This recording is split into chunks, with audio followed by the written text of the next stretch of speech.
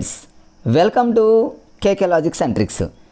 ఈరోజు మనం 8th class science బుక్లో ఉన్నటువంటి ఆల్ చాప్టర్స్ అండ్ ఫ్రెండ్స్ మనం చాలా తక్కువ టైంలోనే టైం వేస్ట్ కాకుండా ఫటాఫట్ మనం లాజిక్స్తో, కోడింగ్స్తో, ట్రిక్స్తో ఈ వీడియోలో చూసేద్దాం ఫ్రెండ్స్. సో టైం వేస్ట్ కాకుండా ఈ వీడియోలోకి మనం వెళ్ళిపోదాం ఫ్రెండ్స్. సో ఫస్ట్ మనం ఈ బుక్ని కంటిన్యూషన్లో చూసినట్లయితే ఈ బుక్ అనేది ఫ్రెండ్స్ మీరు చూడండి 2023 మీకు ఇక్కడ క్లియర్గా కనిపిస్తుంది. అంటే రీసెంట్గా తయారైనటువంటి గవర్నమెంట్ టెక్స్ట్ బుక్ ఇది 2023. న్యూ బుక్స్ని ఎగ్జామినర్ ఫాలో అవుతారు కాబట్టి మనం అదే బుక్ని కంటిన్యూషన్ చేస్తూ ఉన్నాం ఫ్రెండ్స్. చూద్దాం. మరి సైన్స్ బుక్లో ఫస్ట్ చాప్టర్ బలం.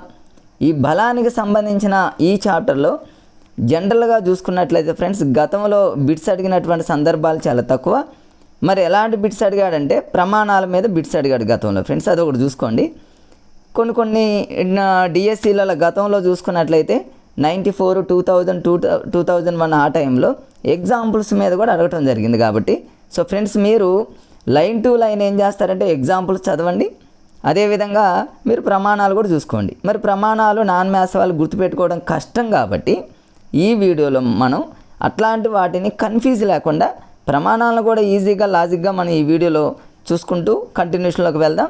సో మీరు మ్యాక్సిమం ఈ ఎక్కడా కూడా స్కిప్ చేయకుండా ఫ్రెండ్స్ కంటిన్యూషన్గా చూస్తే ఈ జస్ట్ మీకు ఒక హాఫ్ అన్ అవర్లో 8th క్లాస్ సైన్స్ బుక్ని మీరు ఫటాఫట్ కంప్లీట్ చేసేస్తారు ఫ్రెండ్స్. సో ఈ బలం అనేటటువంటి ఈ టాపిక్ని నేను లైన్ టు లైన్ కంటిన్యూషన్కి వెళ్తాను ఫ్రెండ్స్. జనరల్గా ఉన్నటువంటి పాయింట్స్ని మాత్రం మీరు చదువుకోండి. అవి మరి వాటికి ఏమీ లాజిక్స్, ట్రిక్స్ ఏమి అవసరం లేదు. ఎక్కడ ఎగ్జామినర్ ఫోకస్ పెడతాడో, ఎక్కడ కన్ఫ్యూజ్ అవుతారు అనే వాటిని లాజిక్గా ఈజీగా మీకు అనుకూలంగా మీకు ఈ వీడియోలో కంటిన్యూషన్ చేస్తారు ఫ్రెండ్స్. చూద్దాం. మరి ఇక్కడ చూడండి కంటిన్యూషన్గా ఉన్నటువంటి ఈ పేజీలో నేను మొత్తం పీడిఎఫ్ మీకు అర్థం కావడం కోసం అన్ని పేజెస్ని పీడిఎఫ్గా చేయడం జరిగింది. ఇక్కడ ఏమీ ఉండవు. ఈ బలాలు, రకాలు, క్షేత్ర బలాలు, స్పర్శ బలాలు ఇవన్నీ ఏముండవు ఫ్రెండ్స్. జనరల్గా మీరు చదువుకుంటే సరిపోతుంది. తర్వాత ఈ స్థావర విద్యుత్తు ఇవన్నీ కూడా స్థావర విద్యుత్తు బలాలు, గురుత్వాకర్షణ బలం ఇవన్నీ చిన్నప్పటి నుంచి మన అందరికీ తెలిసినవే. వీటికేమీ లాజిక్స్ ఏమీ అవసరం లేదు ఫ్రెండ్స్, మీరు చదువుకుంటే సరిపోతుంది. తర్వాత ఇట్లా కంటిన్యూషన్గా చూడండి. తర్వాత స్పర్శ బలాలు, దీంట్లో కండర బలం ఉంటుంది. మన కండరాలని యూజ్ చేసి ఆడ పిక్కు కూడా ఉందిగా ఫ్రెండ్స్, రైతు చూడండి.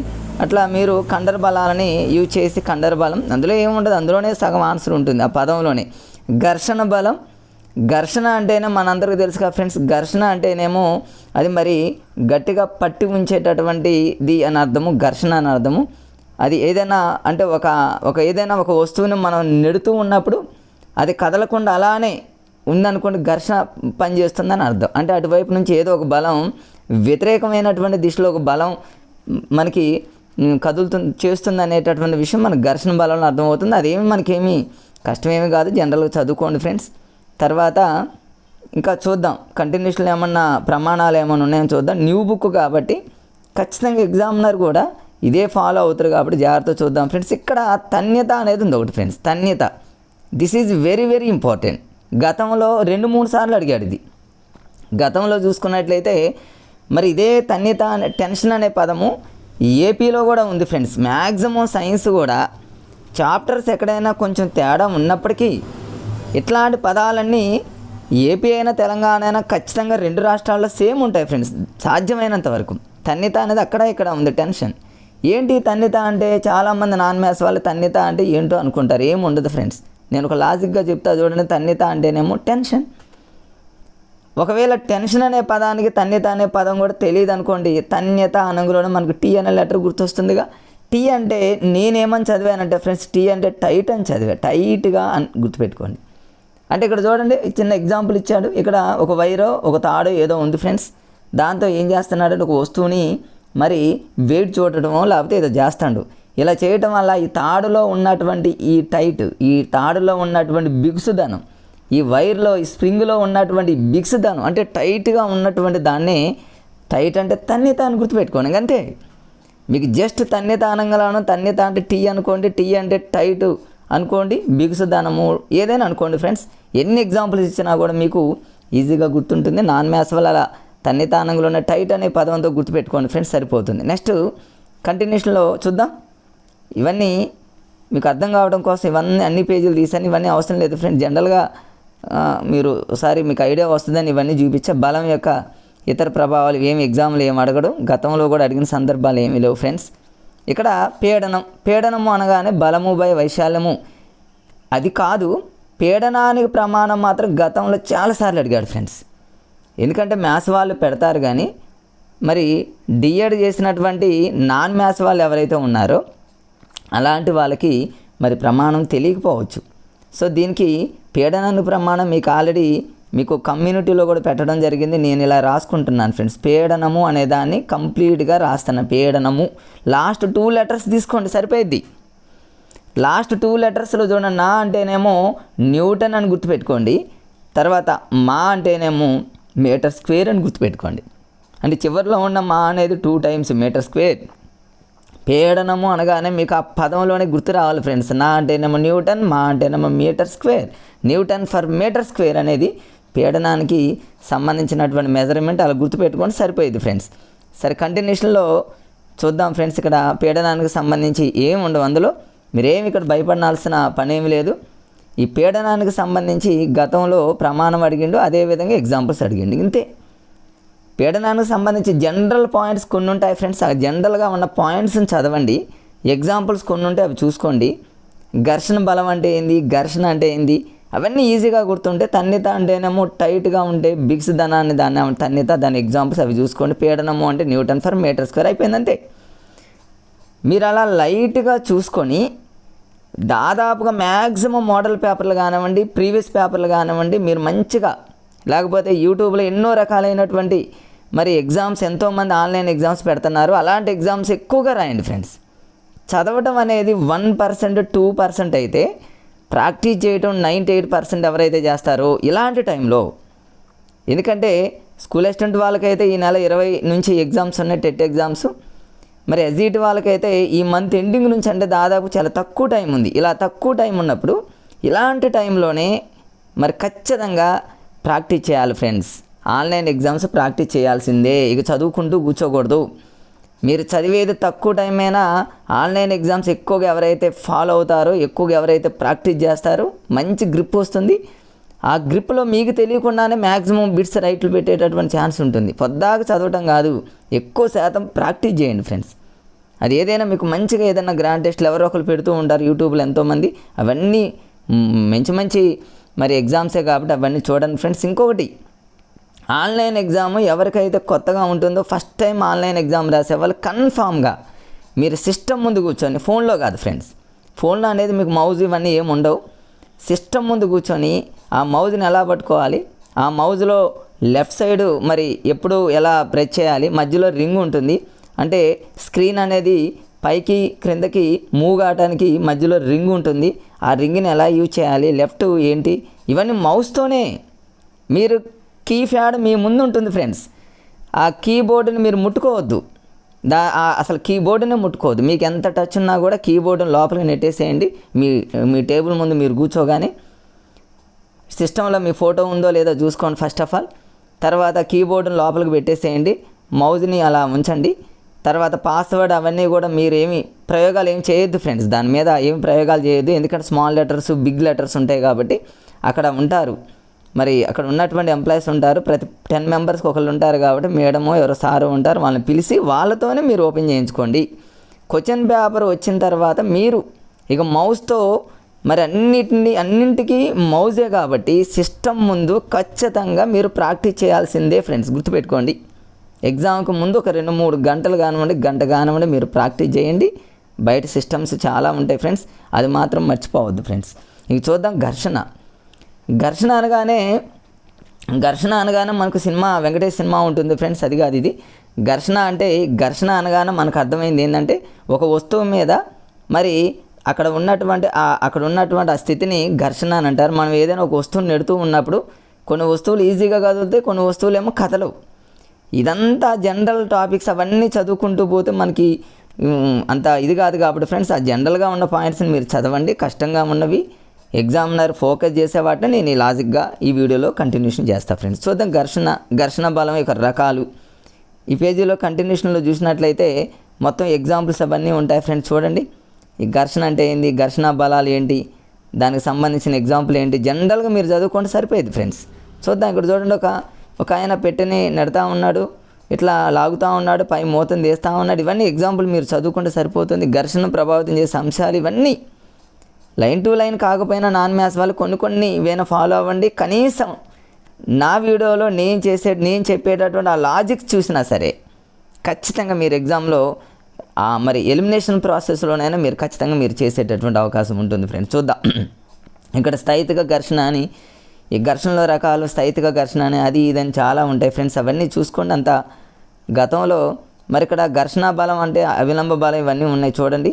మరి ఘర్షణ అవసరమా, ఘర్షణ తగ్గించాలంటే ఏం చేయాలి, మరి ఏం ఉపయోగించాలి, ఇవన్నీ ఉంటాయి ఫ్రెండ్స్. అవన్నీ జనరల్గా చదువుకోండి. వాటికి ఏమి కోర్స్ ఏమి లాజిక్ ఏమి బూట్ ఒకటి ఇచ్చిండు. తర్వాత చక్రం, ఘర్షణ చక్రాలపై ప్రభావం ఇవన్నీ ఉంటుంది కాబట్టి ఫ్రెండ్స్ ఈ చాప్టర్లో కూడా పెద్దగా ఏమి ఉండవు. ప్రవాహి ఘర్షణ మీద ఒక 2 ఎగ్జాంపుల్ ఉంటాయి ఫ్రెండ్స్. అంటే ప్రవాహి ఘర్షణకు సంబంధించి ఇక్కడ చూడండి, ఒక పక్షి ఒకటి, ఒక విమానం ఒకటి, 2 ఉన్నాయి చూడండి. ఇక్కడ ఏమని ఇచ్చినట్టు, చిన్న పక్షులు మరియు చేపలు నిరంతరం ప్రవాహుల్లో చలిస్తూ ఉంటాయి. అవి చలించేటప్పుడు ఎక్కువగా చూడండి ఫ్రెండ్స్, శక్తిని కోల్పోకుండా వాటి ఆకృతిని ప్రవాహ ఘర్షణను తగ్గించే విధంగా ఉంటుందని అర్థం. మనకి తెలిసిందే కదా. ఇప్పుడు పక్షులు కానివ్వండి, చేపలు కానివ్వండి, మరి ఏదైనా ఏరోప్లేన్ కానివ్వండి, వాటి తగ్గించుకునేటటువంటి విధంగా వాటి షేప్ అనేది ఉంటుంది, మన అందరికీ తెలుసు. అది మామూలే ఫ్రెండ్స్. ఇకపోతే ఎగ్జామినరు ఈ చాప్టర్ 3వ చాప్టర్ మీద ఎక్కువగా ఖచ్చితంగా ఫోకస్ చేసేటటువంటి అవకాశం ఉంది ఫ్రెండ్స్. మరి కృత్రిమ దారాలు, ప్లాస్టిక్లు అనేటటువంటి చాప్టర్ చాలా ఇంపార్టెంట్. ఎందుకంటే ఇప్పుడు కృత్రిమ దారాలు చాలామంది కృత్రిమ దారాల మీదనే ఆధారపడుతున్నారు. ప్లాస్టిక్ ఎక్కడ చూసినా ప్లాస్టికే. ఈ చాప్టర్ మీద బిట్ ఇవ్వకుండా ఉంటాడు ఫ్రెండ్స్. మీరు ఆలోచించండి. ఫస్ట్ చాప్టర్ బలం, 2వది ఘర్షణ, వాటి మీద పెద్దగా ఏం అడిగే సందర్భాలు లేవు. గతంలో అడిగే అవకాశాలు చాలా తక్కువ. బట్ 3వ చాప్టర్ మాత్రం మీరు లైన్ టు లైన్ చదవాల్సిందే. మరి ఎగ్జామినర్ ఫోకస్ చేసేవి గతంలో ఎగ్జామ్లో అడిగిన వాటిని ఇప్పుడు మనం లాజిక్గా ఈ వీడియోలో ఫాస్ట్గా చూద్దాం. చూడండి ఫ్రెండ్స్, కృత్రిమ దారాలు గతంలో ఇదే చాప్టర్ మీద ఒక చిన్న వీడియోని చేసి మన యూట్యూబ్లో ఉంది ఫ్రెండ్స్, మన ఛానల్లో ఉంది, ప్లేలిస్ట్లో ఉంటుంది, చూసుకోండి. లేదా కింద డిస్క్రిప్షన్లో పెడతాను, అది కూడా చూడండి ఫ్రెండ్స్. ఇక కృత్రిమ దారాలు, సహజ దారాలు ఇవన్నీ ఉన్నాయి. సహజ దారాలు అందరికీ తెలుసు కాబట్టి వాడి మీద బిట్ అడగడు ఫ్రెండ్స్. గతంలో ఏం అడగలేదు. కృత్రిమ దారాల మీద మాత్రం కన్ఫామ్గా బిట్. ఏంటి అసలు కృత్రిమ దారాలు? ఈ కృత్రిమ దారాల్లో మొదటి దారం ఏంటి, మొదటి దారానికి ఉన్నటువంటి ఇంకొక పేర్లు ఏంటి, డిఫరెంట్ నేమ్స్ ఏంటి, వాటికి ఎగ్జాంపుల్స్ ఏంటి, 2వ దారం ఏంటి, కృత్రిమ దారం. మరి కృత్రిమ దారం, మొట్టమొదటి కృత్రిమ దారం అయినటువంటి నైలాన్ని మరి దేంతో తయారు చేస్తారు, ఇవన్నీ గతంలో చాలాసార్లు అడిగాడు ఫ్రెండ్స్. గుర్తుపెట్టుకోవడానికి ట్రై చేద్దాం ఈ వీడియోలో. నైలాన్ గతంలో నేను చెప్పా ఫ్రెండ్స్, నైలాన్ అనేది మొట్టమొదటిగా తయారు చేసినటువంటి కృత్రిమ దారం. అడుగుతారు ఎగ్జామ్లో, మొట్టమొదటిగా తయారు చేయబడినటువంటి కృత్రిమ దారం ఏంది అంటాడు, రేయాన్ అంటాడు, అక్రిలిక్ అంటాడు, నైలాన్ అంటాడు. మరి కన్ఫ్యూజ్ అయ్యేటటువంటి సందర్భం ఉంది. ఎందుకంటే ఎస్జిటి వాళ్ళు 1 కాదు 2 కాదు, మరి మినీ ఐఏఎస్ టైపులో అన్ని పుస్తకాలు చదువుతున్నారు కాబట్టి మనకున్న ఈ చిన్న బుర్ర అనేది అన్నింటినీ చదివి కన్ఫ్యూజ్ అవుతాం. మనం లాజిక్గా గుర్తుపెట్టుకోవాల్సిందే. నైలాన్ అనగానే మీరు ఎలా గుర్తుపెట్టుకుంటారంటే, నైలాన్ అంటే 9 అని గుర్తుపెట్టుకోండి. 9 అంటే చూడండి సింగిల్ డిజిట్స్లో, అంటే అంకెలలో చిట్ట చివరిదిగా ఫ్రెండ్స్ 0, 1, 2, 3, 4 సో లాస్ట్ నెంబర్ ఎంత, 9. అంటే లాస్ట్ నెంబర్ 9 అంటే ఇదే మీరు ఫస్ట్ అనుకోండి. సింగిల్ డిజిట్స్లో మరి అంకెలలో చిట్ట చివరి 9నే మీరు ఏమనుకుంటారంటే అదే ఫస్ట్ అనుకోండి. నైలాన్ అంటే ఫస్ట్ అని గుర్తుపెట్టుకోండి ఫ్రెండ్స్. మీరు నైలాన్ అంటే ఫస్ట్ ఇదని గుర్తుపెట్టుకోండి, 9 అంటే ఫస్ట్ అని గుర్తుపెట్టుకోండి. మరి నైలాన్ అయినటువంటి మొట్టమొదటి కృత్రిమ దారం అనేది ఎలా తయారవుతుంది, అందులోనే ఉంది. నైలాన్లో నా అనే పదం ఉంది ఫ్రెండ్స్. నా అంటే మీరు ఏమని గుర్తుపెట్టుకుంటారంటే, ఇక్కడ చూడండి, నా అంటే నేల బొగ్గు అని గుర్తుపెట్టుకోండి. మళ్ళీ నా అంటే నీరు అని గుర్తుపెట్టుకోండి. ఇకపోతే 3వది గాలి ఎలా గుర్తుపెట్టుకుంటారంటే నీరు గాలి, గాలి నీరు అంటాం కదా మనం ఫ్రెండ్స్. ఒక ప్రకృతి, మరి మన ప్రకృతిలో అనేటటువంటి మన నేచర్లో గాలి నీరు ఉంటుంది కదా. ఇక నీరు వచ్చింది ఆటోమేటిక్ గాలి రావాల్సింది. బొగ్గులో గా ఉంది, అట్లని మీరు గుర్తుపెట్టుకోండి. నైలాన్ అంటే నేల బొగ్గు అని గుర్తుపెట్టుకోండి, నీరు అని గుర్తుపెట్టుకోండి. ఈ 2 వస్తే గాలి. మరి వీటి నుండి ఈ నైలాన్ తయారు చేస్తారు. ఇది మొట్టమొదటి కృత్రిమ దారం. This is very very important friends. దీని చాలా ఇంపార్టెంట్. ఈ నైలాన్ దారాలు అనేవి ఎక్కడ పడితే అక్కడే ఉన్నాయి. ఇప్పుడు చాలా చాలా చాలా స్ట్రాంగ్గా ఉంటాయి. ఇవి నీటిని మాత్రం పీల్చుకోవు. మీ నైలాన్ దారాలు అనగానే మీకు ఇక్కడ చూపిస్తా చూడండి, ఆల్రెడీ ఎగ్జామ్ టెక్స్ట్ బుక్లో క్లియర్గా ఇచ్చాడు. ఇవి నైలాన్ దారాలు ఫ్రెండ్స్. చూడండి, నైలాన్ దారం చాలా స్ట్రాంగ్గా ఉంటాయి అన్నమాట. చాలా డేంజర్ ఇవి. కాబట్టి ఎందుకంటే నైలాన్ అనేది చాలా ఇంపార్టెంట్ కాబట్టి ఇలాంటి వాటిని మీరు ఎక్కువగా ఫోకస్ చేయండి ఫ్రెండ్స్. వాటిని ఏంటంటారు ఏంటనేది గుర్తుపెట్టుకోండి. అలానే దీనికి సంబంధించి ఫ్రెండ్స్ ఒక 2-3 బిట్స్ ఉన్నాయి పైన. ఇంతకుముందు నేను ఇది చూడండి ఫ్రెండ్స్, ఇక్కడ కూడా ఎగ్జామినర్ ఎక్కువగా ఎగ్జామ్లో ఫోకస్ చేసే అవకాశం ఉంది. This is very very important. ఏంటి అసలు ఆ దారాలను మనం ఎలా ఐడెంటిఫై చేస్తాం? ఇప్పుడు అది జుట్టు కాలిన వాసన వస్తే అది ఉన్ని లేదా పట్టు అన్నాడు. కాగితం కాలిన వాసన వస్తే అది నూలు లేదా రే అని అన్నాడు. ఒకవేళ దారం అనేది జ్వాలతో కరుగుతున్నట్లయితే అది నైలాన్ మరియు అక్రిలిక్ అన్నాడు. దీన్ని ఎలా గుర్తుపెట్టాలి? బట్టి పడతామా? బట్టి పడితే గుర్తుండవు కదా ఫ్రెండ్స్. నాన్ మ్యాథ్స్ వాళ్ళకి వీళ్ళు లాజిక్ గుర్తుపెట్టుకోవాలి. ఎట్లా అంటే జుట్టు అని గుర్తుపెట్టు. జుట్టు ఇది దేని జుట్టు? జనరల్గా చూడండి, షీప్ అంటే గొర్రెల యొక్క జుట్టు, గొర్రెల యొక్క హెయిర్ అనుకోండి. దాన్ని జనరల్గా మనం పట్టుకున్నాం అనుకోండి, లేదా చాలామంది మన జుట్టుని ఏమంటారంటే వద్దు, పట్టుకోవద్దు అంటారు. అర్థమైందా ఫ్రెండ్స్? జుట్టుని పట్టుకున్నట్టే వద్దు అంటేనేమో ఉన్ని అనుకోండి, పట్టుకోవద్దు అంటేనేమో పట్టు అనుకోండి. లేదా గొర్రెల యొక్క ఆ జుట్టుని పట్టుకోవద్దు అనుకోండి, లేదా పట్టుకోండి అనుకోండి. మీ ఇష్టం. ఎట్లయినా జుట్టు అనంగులోనే పట్టుకోవడంలో పట్టు అనుకోండి, గొర్రె అనంగులోనే ఉన్ని అని గుర్తుపెట్టుకోండి ఫ్రెండ్స్. అంతే, అయిపోయింది. కాగితం కాలిన వాసన దీన్ని ఎట్లా గుర్తుపెట్టుకుంటారు? కాగితం కాలిన వాసన అనంగులోనే నూలు లేదా రేయాన్, దీన్ని ఎలా గుర్తుపెట్టుకుంటారండి ఫ్రెండ్స్? చూడండి, ఈ లాజిక్ కంటిన్యూషన్లో మీకు చాలా అవసరం ఉంటుంది. రేయాన్ దారం ఉంది ఫ్రెండ్స్. నెక్స్ట్ రెండవ దారం నైలాన్ తర్వాత రేయాన్ వస్తుంది. ఈ రేయాన్ నేను ఎలా చదువుకున్నానంటే గతంలో 2008 డిఎస్సిలో నేను అప్పట్లో ఎలా చదివానంటే రేయాన్ అంటే ఎక్స్రే అని గుర్తుపెట్టుకుని. ఇదన్నింటికి యూజ్ అవుతుంది కోడ్. ఎక్స్రే అనేది ఒక పేపర్ అంటే ఒక కాగితం, అంతే, అయిపోయింది. రేయాన్ అనగానే ఎక్స్రే అనగానే అది ఒక పేపర్.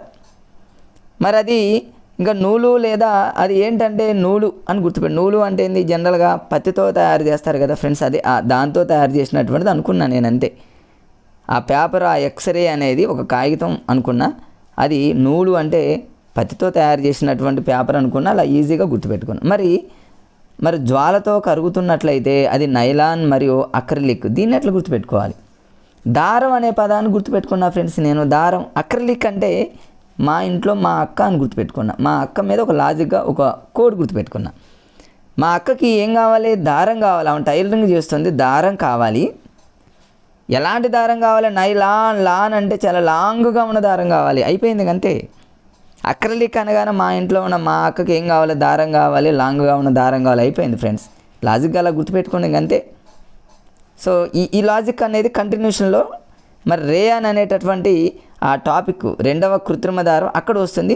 అక్కడ లాజిక్ని అప్లై చేద్దాం ఫ్రెండ్స్. చూడండి, ఎందుకంటే ఇట్లాంటి వాటిని బట్టి పట్టొద్దు ఫ్రెండ్స్. బట్టి పట్టకుండా జనరల్గా మనం చదువుకోవాలి. తర్వాత నైలాన్ అనేటటువంటి దారాన్ని ఎలా తయారు చేస్తారు ఏంటనేది మనం ఆల్రెడీ కనుక్కున్నాం ఫ్రెండ్స్. దీని మీద ఇంకేమన్నా బిట్స్ ఉన్నాయేమో చూద్దాం. ఎందుకంటే ఈ టాపిక్ నైలాన్ అనేది మొట్టమొదటి దారం, అది చాలా ఇంపార్టెంట్. తర్వాత నైలాన్ దారం అనేది సాగేటటువంటి తేలికైన పదార్థంతో తయారు చేస్తారు. ఇది తేలికగా ఉతుక్కోవడానికి వీలుగా ఉంటుంది. జనరల్గా ఉన్న పాయింట్స్ కొన్ని ఉంటాయి ఫ్రెండ్స్, చదువుకోండి. ఈ నైలాన్ అనేది నీటిని పీల్చుకోదు, మొట్టమొదటి దారం కాబట్టి, ఇంకా కృత్రిమ దారం కాబట్టి. ఇందులో కొన్ని మేజర్ పాయింట్స్ ఏమైనా ఉన్నాయేమో చూద్దాం ఫ్రెండ్స్. ఏమీ లేవుగా. సో నైలాన్కి సంబంధించి కొన్ని ఎగ్జాంపుల్స్ ఇచ్చాడు, అది మీరు చూడండి ఫ్రెండ్స్. ఈజీ. ఈ నైలాన్ అనేది చాలా స్ట్రాంగ్గా ఉంటుంది కాబట్టి ఫ్రెండ్స్, ఇది ఎక్కడైనా పెద్ద వాటిని కట్టే టైంలో కానివ్వండి, అలాంటి టైంలో ఈ నైలాన్ యూజ్ చేస్తారు. ఇంతకుముందు మీరు చూశారు కదా, టెక్స్ట్ బుక్లో కూడా ఉంటుంది చూడండి, అది నైలాన్. తర్వాత నైలాన్ తర్వాత రెండవ దారం వచ్చేసి ఫ్రెండ్స్ చూద్దాం. రెండవ కృత్రిమ దారం, దాని పేరు రేయాన్. ఆ రేయాన్ గురించి ఇప్పుడు కంటిన్యూషన్లో చూద్దాం ఫ్రెండ్స్. చూడండి, రేయాన్, నైలాన్ తర్వాత రేయాన్ అనేటటువంటిది రెండవ కృత్రిమ దారం.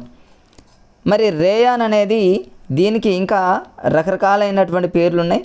గతంలో అవి అడిగాడు ఫ్రెండ్స్, చాలా ఇంపార్టెంట్. దీన్ని ఎలా గుర్తుపెట్టుకుంటారు? రే అనే పదాన్ని ఎక్స్ రే అని గుర్తుపెట్టుకోండి ఫ్రెండ్స్. దీని మీదనే అన్నింటినీ మనం గుర్తుపెట్టుకోవచ్చు. ఎలా గుర్తుపెట్టుకోవాలనేది ఈజీగా మనం జస్ట్ ఒక మరి 1 minute రేయాన్ గురించి మనం లాజిక్గా ఈ వీడియోలో అంతకుముందు చేశాను ఫ్రెండ్స్, దీని మీద వీడియో చేశాను. మరొకసారి మీకు రివిజన్ లాగా మళ్ళొకసారి మీకు గుర్తు చేయడం కోసం ఇవన్నీ చెప్తా ఉన్నాను. రేయాన్, ఈ రేయాన్కి సంబంధించి ఫ్రెండ్స్ ఇక్కడ ఒక అద్భుతమైనటువంటి బిట్ ఉంది. దాన్ని ఎగ్జామినర్ ఫోకస్ చేసేటటువంటి సందర్భాలు గతంలో ఉన్నాయి, మళ్ళీ ఉంటాయి ఫ్రెండ్స్. ఏమంటాడంటే ఈ రేయాన్కి మరొక పేరేంటి, లేదా రేయాన్ని ఏమని పిలుస్తారు? ఇక్కడ చూడండి, రేయాన్కి ఉన్నటువంటి మరో పేరు ఏంటంటే దీన్ని మనం కృత్రిమ పట్టు అని కూడా పిలుస్తారు. కృత్రిమ పట్టు అనేది ఈ క్రింది దారాల్లో ఏ కృత్రిమ దారానికి సంబంధించింది అంటాడు. నైలాను, రేయాను, అక్రలిక్ అంటాడు ఫ్రెండ్స్. అప్పుడు మనం కన్ఫ్యూజ్ అవుతాం. కృత్రిమ పట్టు అనేది గతంలో మరి టీఎస్పీఎస్సీ నిర్వహించినటువంటి చాలా ఎగ్జామ్లు అడిగాడు. కృత్రిమ పట్టు అనగా రేయాన్ గుర్తు రావాలి. రేయాన్ ఎలా గుర్తుపెట్టుకుంటారంటే ఎక్స్రే, ఇది ఒక్కటే లాజిక్ మీరు ఫ్రెండ్స్. ఎక్స్రే సహజంగా హాస్పిటల్లోనే మన బాడీ ఎక్స్రే తీస్తారు కదా ఫ్రెండ్స్, మనందరికీ తెలుసు. ఈ ఎక్స్రేని ఏం చేస్తారు డాక్టర్ గారు ఏం చేస్తారంటే ఆ ఎక్స్రేని ఏం చేస్తారంటే పట్టుకొని ఇలా చూస్తారు ఫ్రెండ్స్. అంటే కృత్రిమంగా పట్టుకుంటారనమాట. అంటే సహజంగా పట్టుకోవటం కాదు, అలా గుర్తుపెట్టుకోండి. కృత్రిమంగా ఆ ఎక్స్రేని పట్టుకొని చెక్ చేయడం జరుగుతుంది. అంటే ఈ రేయాన్ అనేటటువంటిది మరి ఎక్కడెక్కడ యూజ్ చేస్తాడనేది మీకు దాన్ని బట్టే తెలిసింది. ఎక్స్రే అనేది హాస్పిటల్ అనగానే మనకు దెబ్బలు తగిలిందనుకోండి బ్యాండేజ్లు వేయడానికి అట్లా. అంటే రేయాన్ దారాలను ఎక్కడ యూజ్ చేస్తారంటే బ్యాండేజ్లు, దెబ్బలు తగిలినప్పుడు బ్యాండేజ్లు వేయడానికి హాస్పిటళ్ళల్లో. ఇలా మీరు ఒక లాజిక్ గుర్తుపెట్టుకుంటే ఆ ఉపయోగాలు మీకు గుర్తుంటే, కృత్రిమ పట్టు అంటేనేమో పట్టుకోవటం, ఆ రేయాన్ అంటే ఎక్స్రేని పట్టుకోవటం, హాస్పిటల్లో బ్యాండేజ్ అనేది మొత్తం గుర్తొస్తుంది ఫ్రెండ్స్. మీకు అట్లా ఈజీగా గుర్తుపెట్టుకోండి. మళ్ళీ దీనికి మరొక ఇంపార్టెంట్ బిట్, ప్రతి బిట్ ఇంపార్టెంటే. మరి రేయాన్ ఫ్యాక్టరీ మొట్టమొదటిసారిగా ఏ రాష్ట్రంలో స్టార్ట్ చేశారు? రేయాన్ ఫ్యాక్టరీ 1946లో కేరళ మనందరికీ తెలుసు. లిటరసీలో టాప్ మోస్ట్లో ఉన్నటువంటి స్టేట్ మనందరికీ తెలుసు ఫ్రెండ్స్ కేరళలో మరి ఎక్స్రేలు చాలా తక్కువగా ఉంటాయనో ఎక్కువగా ఉంటాయనో మీరు ఎలాగైనా గుర్తుపెట్టి రేయాన్, లేదా ఇంకో విధంగా కూడా గుర్తుపెట్టు. అక్కడ లిటరసీ ఎక్కువగా ఉంటుంది అంటే రెయిన్బోలు బాగా చదువుతారని గుర్తుపెట్టుకోండి. మీ ఇష్టం ఎట్లయినా గుర్తుపెట్టుకోండి ఫ్రెండ్స్. రేపు మరి రేయాన్కి సంబంధించినటువంటి ఆ మొట్టమొదటి ఫ్యాక్టరీ 1946లో ఏ స్టేట్లో అంటాడు? కేరళ, కర్ణాటక, మహారాష్ట్ర, తెలంగాణ అంటాడు. మనం ఎన్నో బిట్లు చదువుతాము, మర్చిపోతాం. ఇది న్యూ బుక్ ఫ్రెండ్స్. పాత బుక్లో కూడా ఇదే ఉంది, ఇప్పుడు అలానే ఉంటుంది, మారదుగా. కేరళ అని గుర్తుపెట్టుకోండి. కేరళలో రెయిన్బోలు అంటేనేమో రెయిన్బోలు చదువుతారు కాబట్టి లిటరసీ వచ్చింది. అట్లా గుర్తుపెట్టుకోండి. ఇయరంతా ఏమీ అడగడు టెట్లో, ఇలాంటి ఎగ్జామ్లో అట్లా మెయిన్ స్టేట్ అడుగుతాడు ఫ్రెండ్స్, అది ఒకటి గుర్తుపెట్టుకోండి. ఇంకొక ఇంపార్టెంట్ బిట్ ఏంటంటే ఇక్కడ ఈ సెల్యులోజ్ దారం అని కూడా పిలుస్తారు ఫ్రెండ్స్. దీన్ని రేయాన్ని సెల్యులోజ్ దారం అనేది ఇక్కడ ఉంది చూడండి. ఇది కూడా చాలా ఇంపార్టెంట్.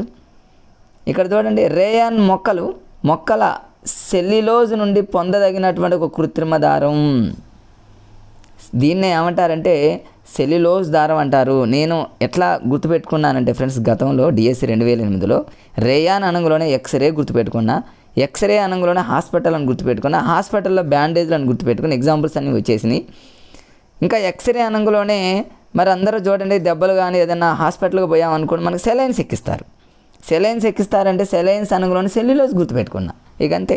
రేయాన్ దారం అనంగులోనే దాన్ని సెల్యులోజ్ దారం అంటారు. ఎట్లా అంటారంటే ఎక్స్రే సెలైన్స్ పెట్టిస్తారు హాస్పిటల్లో, ఫటాఫట్గా అంతే. టైం వేస్ట్ కానివ్వకుండా మనం ఇట్లాంటి లాజిక్ని యూజ్ చేస్తే మన బ్రెయిన్ కూడా ఈజీగా రిసీవ్ చేసుకుంటుంది ఫ్రెండ్స్. ఇంకా అయిపోయింది రేయాన్. ఇంకా అంతకంటే ఏముండదు. మిగిలిన జనరల్ పాయింట్స్ కొన్ని ఉంటే చదువుకోండి ఫ్రెండ్స్. తర్వాత రేయాన్ తర్వాత నెక్స్ట్ దారం మనందరికీ తెలిసింది, అదొక కృత్రిమ దారం, దాన్ని అక్రిలిక్ అంటారు. అక్రిలిక్ అనగానే మరి దీన్ని కూడా కన్ఫ్యూజ్ అవుతూ ఉంటారు చాలామంది. చూద్దాం, ఈ అక్రిలిక్ అనేటటువంటి 3వ కృత్రిమ దారం. దీనికి ఉన్నటువంటి మరొక పేరు ఏంటి, ఇవన్నీ మీకు ఇందులో చెప్తా ఫ్రెండ్స్, చాలా ఈజీ. అక్రిలిక్ అనగానే నేను ఎలా గుర్తుపెట్టుకున్నానంటే దీన్ని అక్రిలిక్ అనగానే మా ఇంట్లో అక్క, ఇంతకుముందే చెప్పాక ఫ్రెండ్స్, అక్రిలిక్ అనగానే అక్క అని గుర్తుపెట్టుకున్న అక్క, మన ఇంట్లో ఉన్న మన అక్క మీద ఒక లాజిక్, ఒక కోడ్ యూజ్ చేసుకుంటే ఒక బిట్ వచ్చేసినట్లు. ఏంటి అక్రిలిక్ అనేది? ఈ దారానికి ఉన్నటువంటి మరొక పేరు ఏంటి, అది ఇంపార్టెంట్. చూడండి ఫ్రెండ్స్, ఇక్కడ అక్రిలిక్ అనేటటువంటి దారానికి, కృత్రిమ దారానికి మరొక పేరు చాలా ఇంపార్టెంట్, నకిలీ ఉన్ని, ఫేక్ ఉన్ని అంటారు దీన్ని. చాలాసార్లు అడిగాడు ఫ్రెండ్స్. రీసెంట్గా టీఎస్పీఎస్సీ కండక్ట్ చేసినటువంటి ఏఈ ఎగ్జామ్లు అడిగాడు. తర్వాత వచ్చేసి జనరల్ జేఎల్ ఎగ్జామ్లు అడిగాడు. ఎన్ని ఎగ్జామ్లు అడిగాడు ఫ్రెండ్స్. ఇది అంతకుముందు ఏపీలో టెట్లలో అడిగాడు, డిఎస్సి గతం డిఎస్సిలో అడిగాడు. నకిలీ ఉన్ని అంటే ఏంది, ఫేక్ ఫర్, నకిలీ ఉన్ని అంటే ఏంది, ఇట్లా గతంలో అడిగాడు. నకిలీ ఉన్ని అంటే మళ్ళీ మనకు కన్ఫ్యూజ్ అవకాశం ఉంది. రేయానా, నైలానా, అక్రలికా, ఇక మనం కన్ఫ్యూజ్ అయ్యే అవకాశం ఉంది. చాలా ఈజీగా గుర్తుపెట్టుకోవచ్చు. ఎట్లా అంటే చూడండి ఫ్రెండ్స్, నకిలీ ఉన్ని అనగానే మనం దీన్ని లాజిక్గా ఎలా గుర్తుపెట్టుకుంటాం అంటే చాలా ఈజీ, అన్నిటికి ఒకే. మరి దీన్ని ఎలా గుర్తుపెట్టుకుంటారంటే ఫ్రెండ్స్ చూడండి, నకిలీ ఉన్నిని నేను ఎలా గుర్తుపెట్టుకున్నానంటే, గతంలో నకిలీ పనులు మనం చేస్తే మన ఇంట్లో ఒకవేళ ఏదన్నా ఎప్పుడైనా మనం నకిలీ పనులు చేస్తే మన అక్క ఊరుకుంటుందా, ఊరుకోదు. అక్రలిక్ అనగానే అక్క అని గుర్తుపెట్టుకోండి, అక్క అనంలోనే నకిలీ ఉన్ని అని గుర్తుపెట్టుకోండి. నకిలీ పనులు అలాంటి పనులు చేస్తే మన అక్క ఊరుకోదని గుర్తుపెట్టుకోండి. మన అక్క ఊరుకోదు అంటే ఉన్ని నకిలీ పనులు చేస్తే ఊరుకోదు.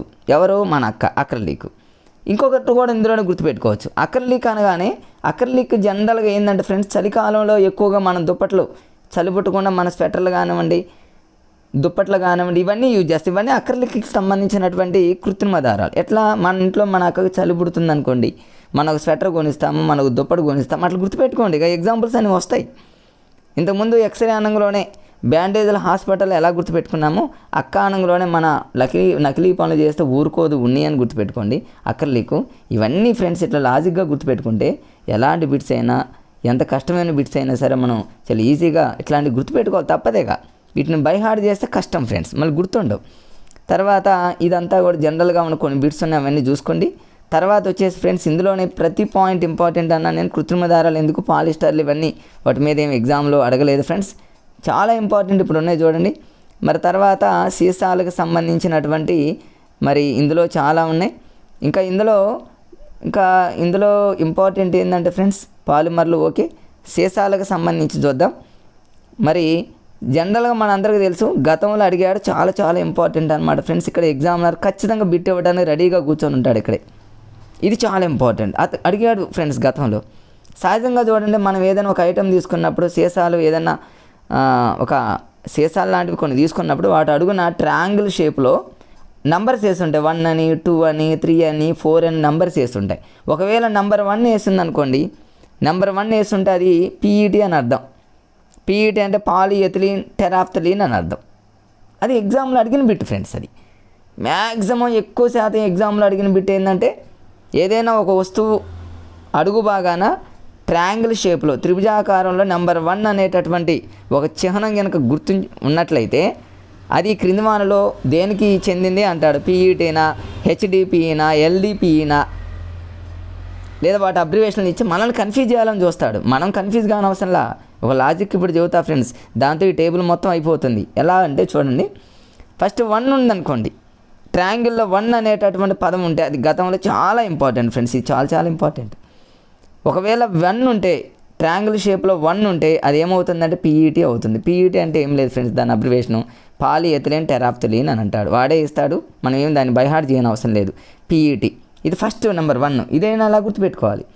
సహజంగా పాఠశాలలో చూడండి, కాలేజీలో కానీ పాఠశాలలో కానీ సహజంగా ఎవరు ఉంటారు, పీఈటీలు ఉంటారు ఫ్రెండ్స్. పీఈటీ ఆ స్కూల్కి ఫస్ట్ అనమాట. పీఈటీలో కనుక లేకపోతే స్కూళ్ళల్లో మరి సరిగా విద్యాభ్యాసం జాగ్రత్త, పిల్లలు ఎవరి మాట వినరు.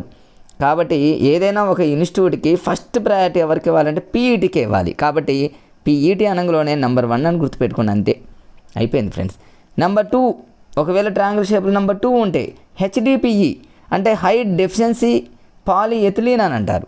మీరు చివరిలో ఉన్న పిఈని తీసేయండి ఫ్రెండ్స్, స్టార్టింగ్లో ఉన్న నెంబర్ 2 కూడా అండి, 2 ట్రయాంగిల్లో 2 ఉంటే హెచ్డిపిఈ.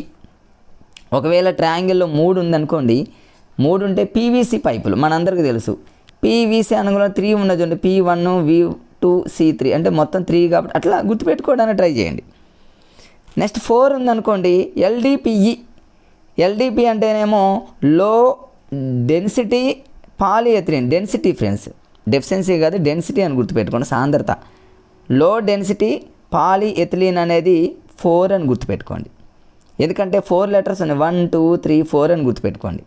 తర్వాత 5th వన్ వచ్చేసి పాలిప్రొపిలీన్, పీపీ. పి అంటేనే 5 అనుకోండి, పి అంటే 5 అనుకోండి.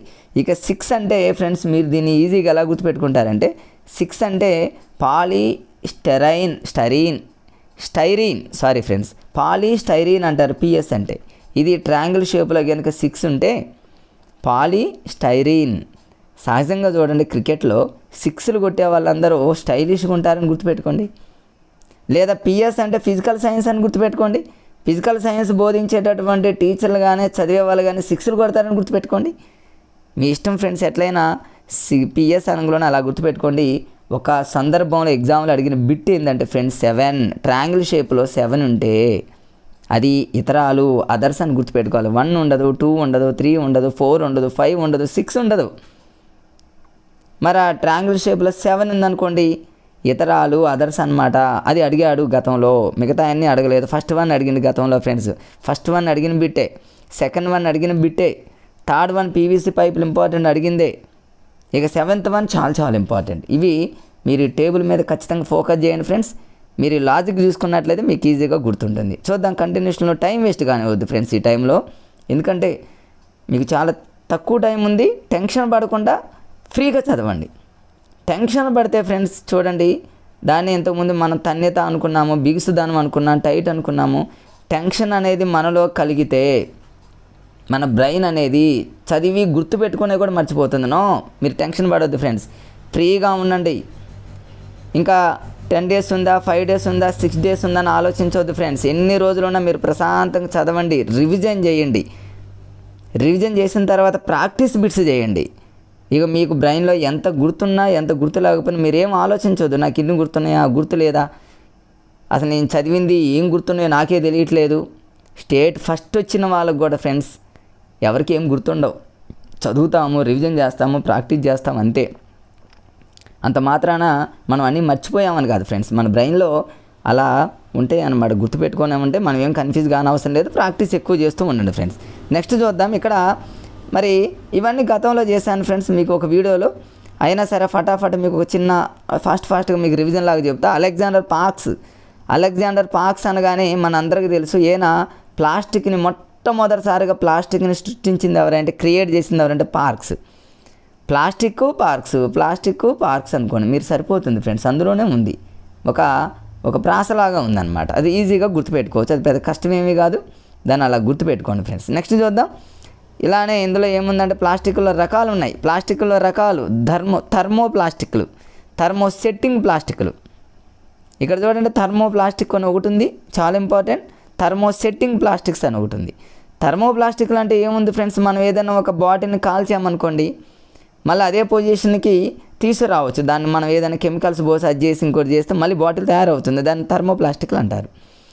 అసలు ఒకవేళ ఏదైనా బాటిల్ని కాల్చిన తర్వాత దాన్ని మళ్ళీ ప్రయోగాలు చేసి ఏది చేసినా మళ్ళీ ఆ బాటిల్ షేప్లోకి రాదు. దాన్ని థర్మోసెట్టింగ్ ప్లాస్టిక్లు అంటారు. ఈ థర్మోసెట్టింగ్ ప్లాస్టిక్లకి మరొక పేరు ఏంటంటే బ్యాక్లైట్ అంటారు. దీనికి ఒక లాజిక్ కూడా మీకు వీడియోలో గతంలో చేశాను ఫ్రెండ్స్. ఆ వీడియోని ముందు కింద డిస్క్రిప్షన్లో పెడతాను. ఈ లాజిక్స్ అన్నీ ఉన్నాయి. థర్మోప్లాస్టిక్స్ ఏంటి, థర్మోసెట్టింగ్ ప్లాస్టిక్స్ అంటే ఏంది, వాటిని ఎలా గుర్తుపెట్టుకోవాలి. దీన్ని బేకరీ అంటారు. బేకరీలు అవి మెరుస్తూ ఉంటాయి. సెట్టింగ్ అంటేనేమో అక్కడ చెప్పా ఫ్రెండ్స్, సెట్టింగ్ అంటేనేమో బేకరీలో అన్నీ వాళ్ళు ఏం చేస్తారంటే ఆ ప్లాస్టిక్ని 1 by 1 సెట్ చేస్తూ ఉంటారు. ఆ ట్యూబ్ లైట్లకి మెరుస్తూ ఉంటాయి కాబట్టి దీన్ని మనం మెలమిన్ అంటారు.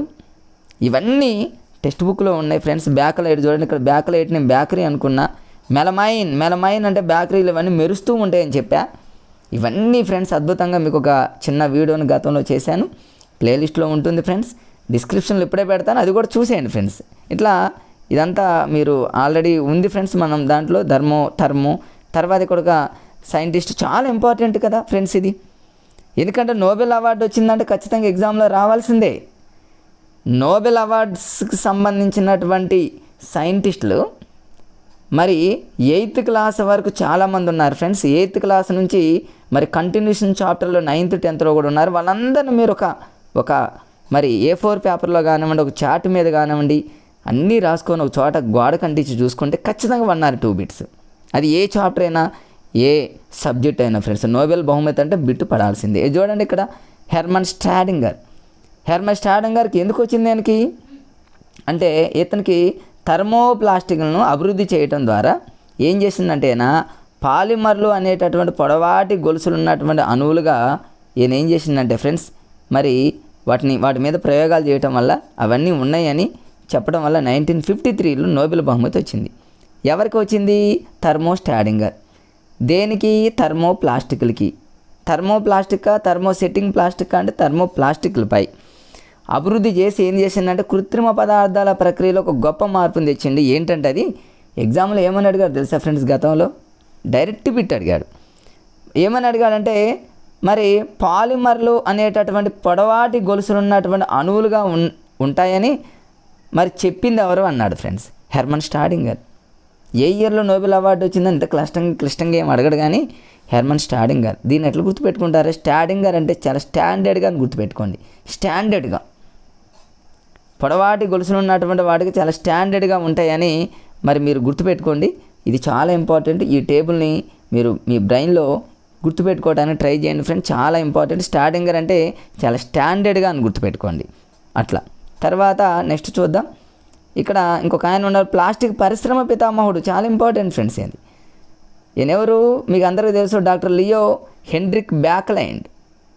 మీకు చూడండి, బ్యాక్లైండ్ అంటే మీకు ఇంతకుముందు బేకరీ అని చూడండి. బేకరీలు మన అందరికీ తెలుసు కదా. బేకరీలో ఏం చేస్తారు? ప్లాస్టిక్స్ని ఎక్కువ యూజ్ చేస్తున్నారు అనుకోండి. మనకు బిట్ రావటం ఇంపార్టెంట్. అది కరెక్టా కాదా తర్వాత సంగతి.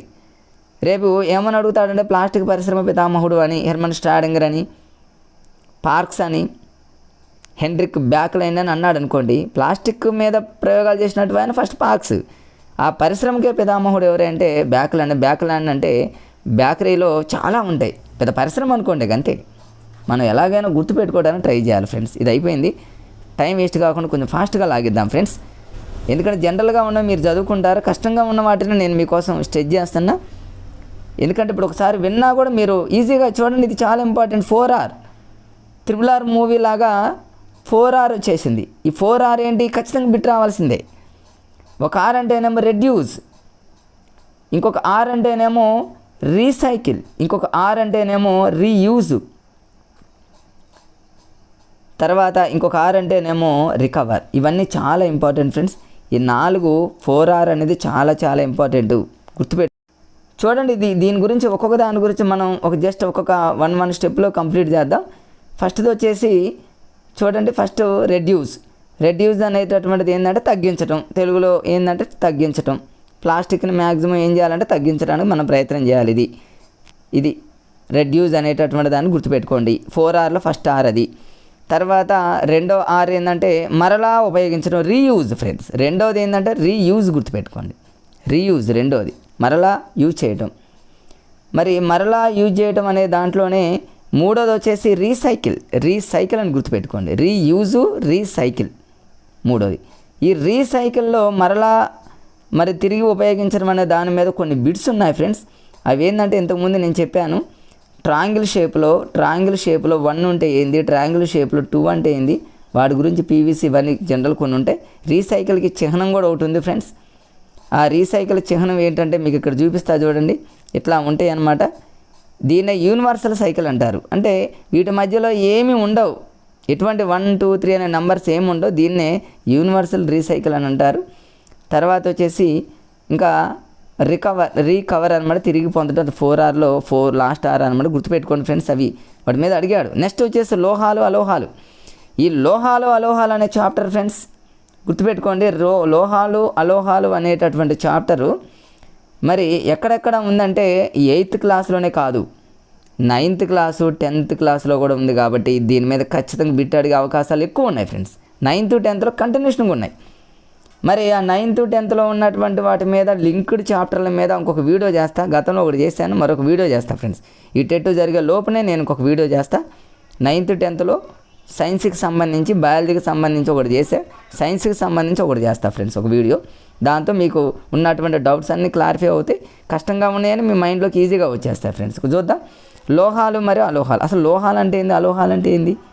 చాలామందికి నాన్ మ్యాథ్స్ వాళ్ళకి తెలియదు. ఇది ఒకటి చాలా కన్ఫ్యూజ్. లోహాలు అంటే ఏంది, అలోహాలు అంటే ఏంది?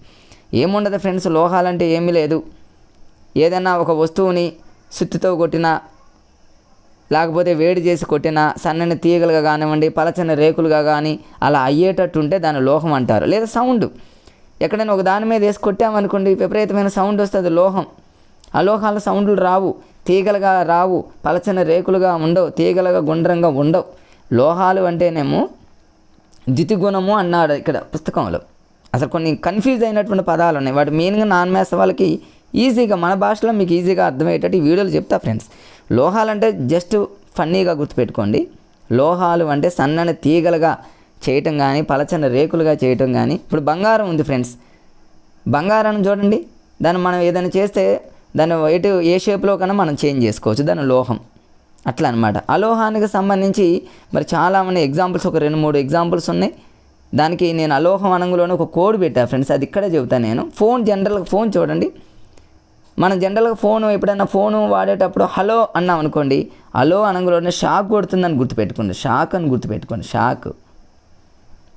ఈ షాక్ అనే పదానికి మీకు అన్ని తర్వాత ఏ అంటేనేమో అయోడిన్, ఇవన్నీ మీకు కొన్ని ఈ షాక్ అనే పదాన్ని మీరు గుర్తుపెట్టుకొని అలోహాల దగ్గర లాజిక్ ఏందో మీకు చెప్తా ఫ్రెండ్స్.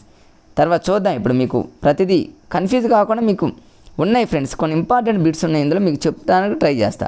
ఇక భౌతిక ధర్మాలు ఇవన్నీ ఉన్నాయి. అల్యూమినియం, కాపర్, బంగారం చూడండి, ఇవన్నీ లోహాలు ఫ్రెండ్స్. మీకు ఇంతకుముందు చెప్పా కదా, అల్యూమినియం, కాపర్, బంగారం, ఇనుము ఇవన్నీ కూడా ఏంటంటే ఫ్రెండ్స్ లోహాలు. ఎందుకు లోహాలు అంటే బంగారం చూడండి సన్నని తీగగా చేయొచ్చు, ఏ షేప్లోకైనా మార్చవచ్చు. ఇనుము మన ఇంట్లో ఉన్న ఇనుము ఏ రకంగా షేప్ మార్చవచ్చు మనం వేడి చేసి. కాపర్ కూడా అంతే. అల్యూమినియం తీగలు మనం ఎన్నో చూసాం, కాపర్ తీగలు ఎన్నో చూసాం, ఇవన్నీ కూడా లోహాలు. అలోహాలు అలా మారవు, షేపులు మారవు, చాలా స్టాండర్డ్గా ఉంటాయని గుర్తుపెట్టుకోండి. ఇక భౌతిక ధర్మాలు ఇవన్నీ చూడండి. ఇక మీకు చిన్న చిన్న ఎగ్జాంపుల్ చాలా ఉన్నాయి, నాన్ మ్యాథ్స్ వాళ్ళకి అనమాట ఈ పదాలు.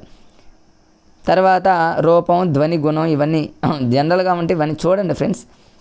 తర్వాత కష్టంగా ఉన్న వాటిని మీకు చెప్తాను. స్థరణీయత ఒకటి ఉంది, 2 పదాలు ఉన్నాయి ఫ్రెండ్స్, మీకు జస్ట్ ఒక హాస్యంగా చెప్పేసి వదిలిపెడతా. ఏంటి స్థరణీయత అంటే సా లెటర్ తీసుకోండి ఫస్ట్. సా స్థరణీయత అంటే ఏం లేదు ఫ్రెండ్స్, సా అంటేనేమో సన్నని పలచటి రేకులుగా చేయటం.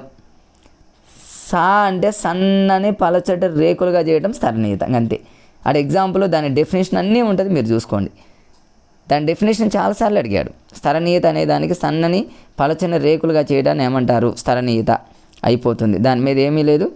తర్వాత ఇంకొకటి ఉంది ఫ్రెండ్స్, అది కూడా మీకు చెప్తా. స్థరణీయ పదార్థాలు ఇవన్నీ ఉంటాయి. ఇగో చూడండి, ఇక్కడ ఇచ్చింది కదా, సుత్తుతో కొట్టినప్పుడు పదార్థాలను కొన్ని చదునుగాను కొన్ని ముక్కలుగాను ఇలా పొడిగా ఇలా మీకు అర్థమైపోతుంది. చదునుగా ఫ్లాట్గా ఒక అలా అయితే దాన్ని ఏమంటారంటే స్థరణీయత అంటారు. మరి ఇక్కడ చూడండి, ఇవి రింగులుగా అయిపోయినాయి, తాంతవత అంటారు దీన్ని ఫ్రెండ్స్. తాంతవత అంటే సన్నని ఇలా తీగలు. దీన్ని ఎలా గుర్తుపెట్టుకోవాలంటే ఫస్ట్ లెటర్ తా. తా అంటే ఏమీ లేదు ఫ్రెండ్స్, ఇక్కడ సన్నని తీగలుగా.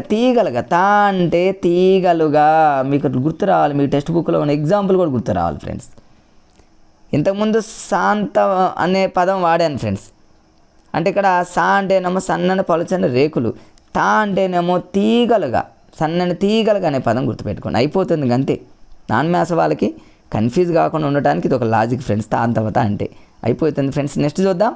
విద్యుత్ వాహకత ఇవన్నీ మనకు తెలిసి, విద్యుత్తు మరి ఎక్కువగా దేంట్లోకి ప్రవహిస్తుంది ఏంటి అనేది ఇవన్నీ ఉన్నాయి. లోహాలు, అలోహాల మీద లోహాల రసాయన ధర్మాలు చాలా ఇంపార్టెంట్. ఇది ఇక్కడ చూడండి, మీకు 2 ఇంపార్టెంట్ చెప్తా ఫ్రెండ్స్, గుర్తుపెట్టుకోవడానికి ఒక లాజిక్. ఈ లోహాల యొక్క ధర్మాలలో లోహాలు, మరి ఇందులో లోహాలు అనేవి ఆమ్లాలతో చర్య జరిపితే ఏమవుతుంది, క్షారాలతో చర్య జరిపితే ఏమవుతుంది.